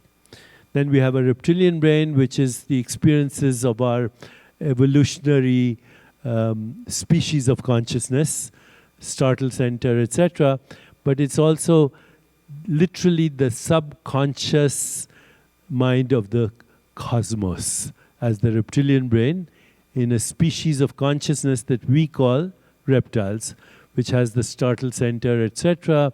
Then we have the limbic brain, which is emotional in mammals. Only mammals have emotional bonds, and mammals bond through touch, facial expression, tone of voice, eye contact, body language, play. Mammals nurse instead of laying eggs, and emotions are actually part of our interbeingness. If we have love, compassion, joy, equanimity that connects us with each other, then we experience joy.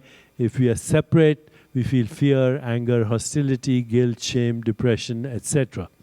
So this is orchestrated with that construct that humans call the limbic brain.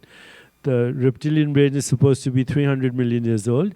The limbic brain is only 100 years old. And now through technology, facial micro-expressions and heart rate variability, etc., lots of things, we can actually quantify what's happening in the limbic emotional brain. Hippocampus, these are all different parts of the brain, but remember, there are no parts. There are activities, and they're activities of the whole. Okay, but we name them as a perceptual experience as parts. Okay, so these are the neural correlates, and then emotions, and then the neocortex, which is what we now say distinguishes us from all other species, but actually all mammals have neocortex. We have the fastest growth of the neocortex, which started as we learned how to communicate through language. And what is language? It's the symbolic expression of experience, which is happening in consciousness. But it's biological correlate, which is growing right now. Even with meditation, we see it grows, the prefrontal cortex. It's only 4 million years old.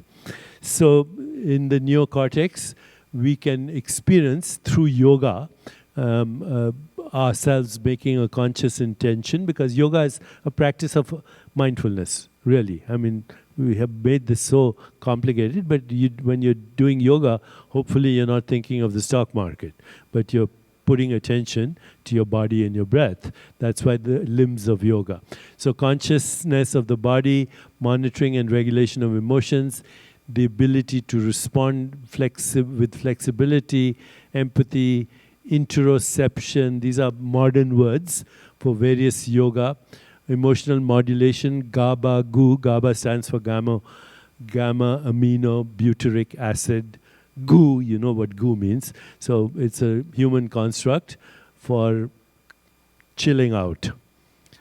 Insight, intuition, linking through the insula to the heart, intestines. These are the kriyas and pratyaharas. So these are the three brains that have evolved as species of consciousness. And what we're experiencing right now is great dysfunction in the world because of limbic dysfunction. Our reptilian brain is obviously necessary for autonomic function. Our limbic brain is what helps us to bond emotionally, but when there's limbic dysfunction, then everything happens, from domestic violence to child abuse to broken marriages to a world in peril. Okay, neocortex we can influence. I'm going to skip over Charles Darwin, who was very smart, by the way. He did do a book on the evolution of emotions that nobody talks about. But anyway, we'll skip that. But now we are in a new area. Spiritual exaltation, peak experiences, the thrill of discovery. These are both limbic and cortical modulation. So when you're in love with what you do, when you have purpose, when you're passionate, when you're emotional, and at the same time you're curious and self-reflect, that leads into creativity, and ultimately through love, compassion, empathy, which we are now realizing enhance survival homeostasis through what is called limbic resonance. When we engage emotionally with each other, our limbic brains are modulating each other's limbic brains. And so there's no separate self, even biologically. Okay? Intuition, creativity, vision, sense of the sacred are what Jonas Salk, resident of San Diego, called metabiological evolution. The future of evolution, if we survive, is the evolution of the wisest, evolution of consciousness. And I will skip over these slides, which are very interesting, but not totally relevant right now. But they show the evolution of consciousness mainly here. Okay? We are a species of consciousness in this framework. And these are all the constructs we have created. And through limbic regulation, through emotions, we bond with each other because our moods, our brain networks, our hormone levels, heart rate, immune function, biological rhythms, blood pressure, sleep-wake cycles, dreams, digestive processes, everything that we call experience are inextricably woven through the web of relationship and emotions.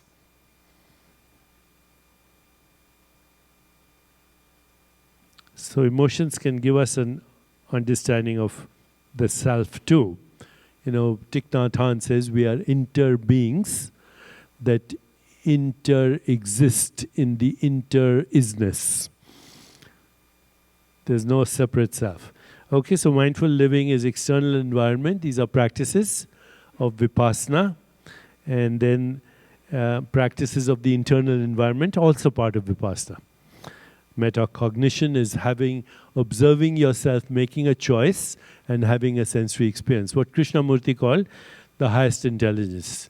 To be the witness of yourself without being the judge of yourself. Okay, so that's metacognition. Dan Siegel uses that word a lot. Observing ourselves, having a sensory experience, intentional perceptual experience, and self-observation, which activates the prefrontal cortex. Okay, so now here are what we call the various techniques for enlightenment, which I explained in the beginning of the conference. Just looking at time, we've run out of time. But let's say, non-reactivity, you stop, S-T-O-P, in any situation where you're reactive, your reptilian brain is acting up with the fight-flight response, you stop. S stands for stop. T, take 3 deep breaths and smile. O, observe the sensations in your body, which are the biological correlates of that reactivity. And P, proceed with awareness and compassion. Activate divine attitudes through gratitude, loving kindness, compassion, joy, equanimity. Be a silent witness, non-judgmentally, of the external and internal world. Practice interoception, pratyahara, bandhas, kriyas, yoga, nidra, etc. Transcendence, neti, neti, neti, till all that's left is being or awareness. Metacognition, having simple awareness of choices you make and experiences you have. And that leads to the waking up of consciousness that we call enlightenment. So very briefly, the 3 normal, or what we call normal states of consciousness are waking, dreaming, sleeping. So waking is this right now, but you also do understand, I hope, this is a waking dream because it passes as soon as it occurs. Okay? It's gone. 1 second ago, it's gone. So this is a waking dream. Okay? Then the sleep you had last night, that's another state of consciousness where only the mental activity and qualia are active, but there's no perceptual activity. So it's a little bit of decrease in the excitations of consciousness. The vrittis are subsiding.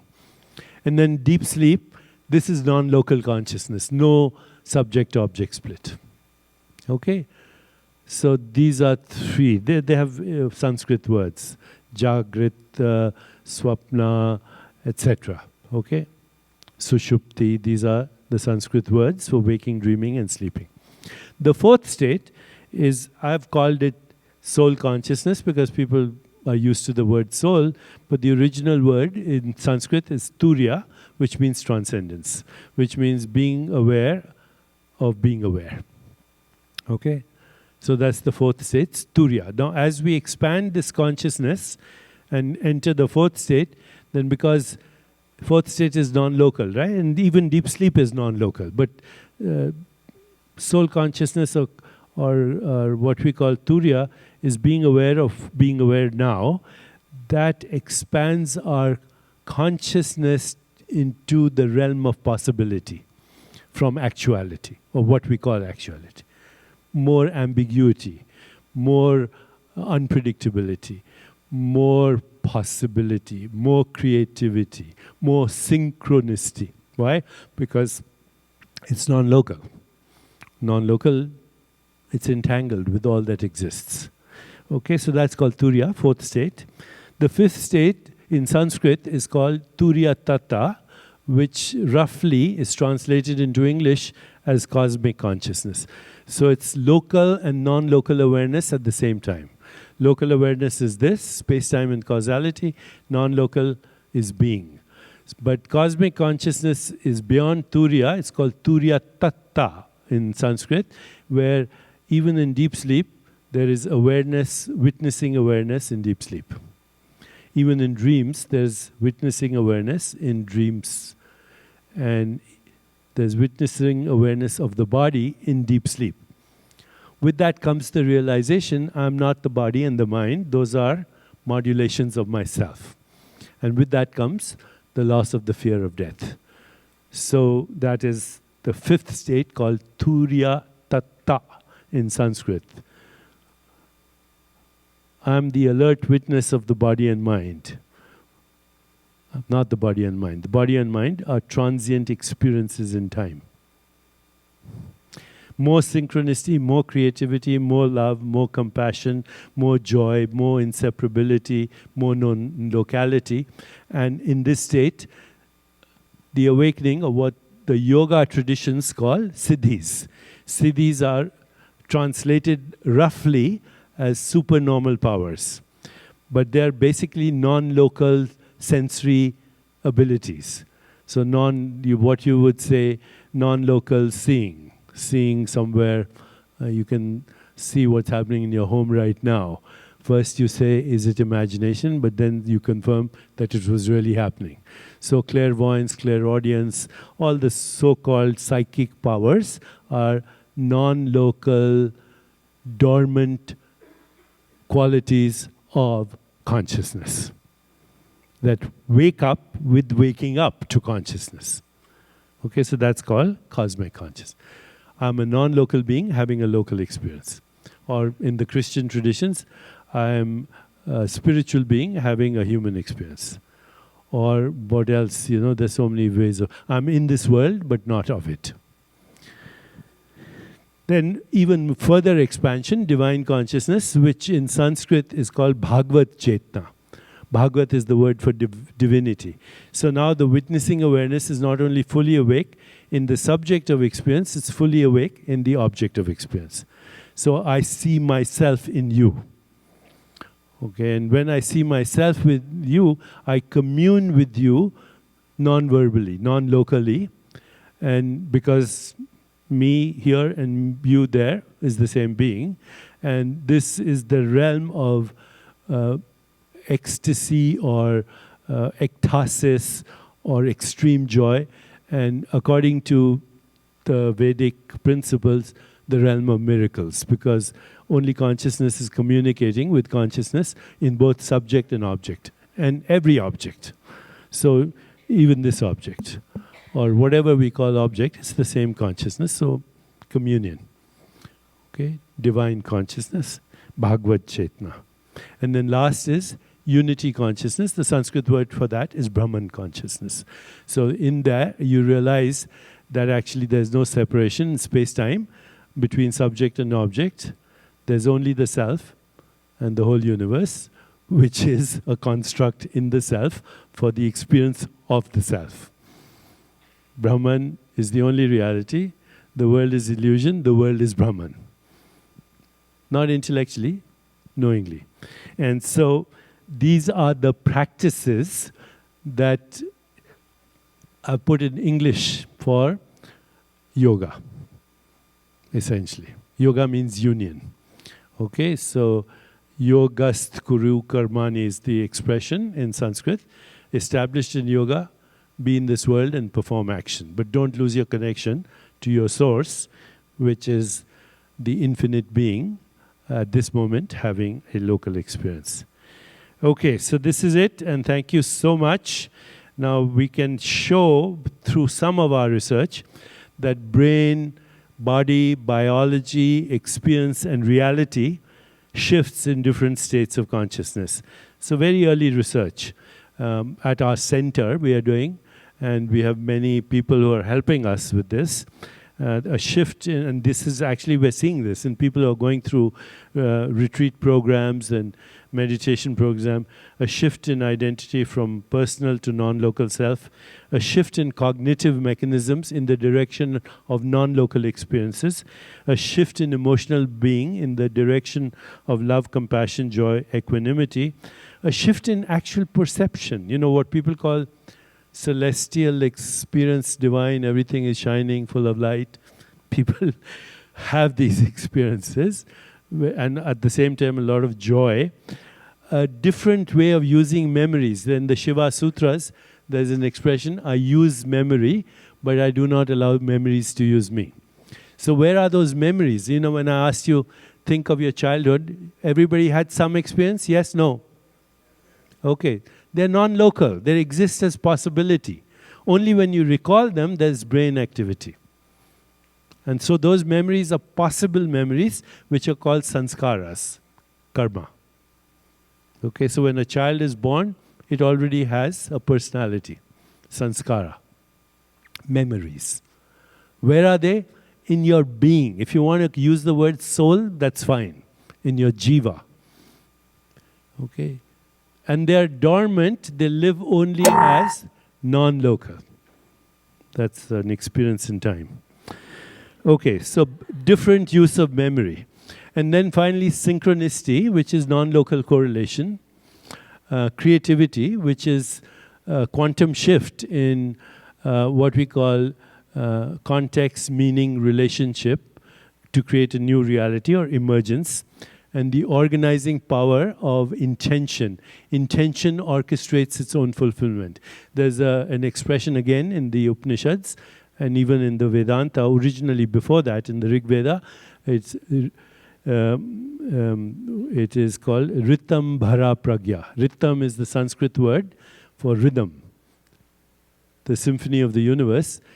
Ritam Bhara, Bhara full of, Pragya mind. When the mind is in harmony with the cosmic mind, then intention organizes its own fulfillment, which is manifestation of all kinds, but basically manifestation of the life experiences that you have intended from that level of being. Synchronicity, which means chronos is time, synchronos, synchronized in time. Same thing as meaningful coincidences, spontaneous fulfillment of desire, effortless spontaneity, effortless creativity. There are many, many words for these and different ways of describing. Ichha Shakti, Kriya Shakti, Chit Shakti. Ichha Shakti means the Shakti, the power, the feminine face of God that is there in all of us when we are grounded in being. Okay? Ichha Shakti, that's Shakti of intention. Kriya Shakti, spontaneous right action without karma. Okay? No karma attached to it. And then Chit Shakti is the Shakti of pure awareness. We hope to identify. I was going to introduce Qualia Mechanics, but you have it in the handout.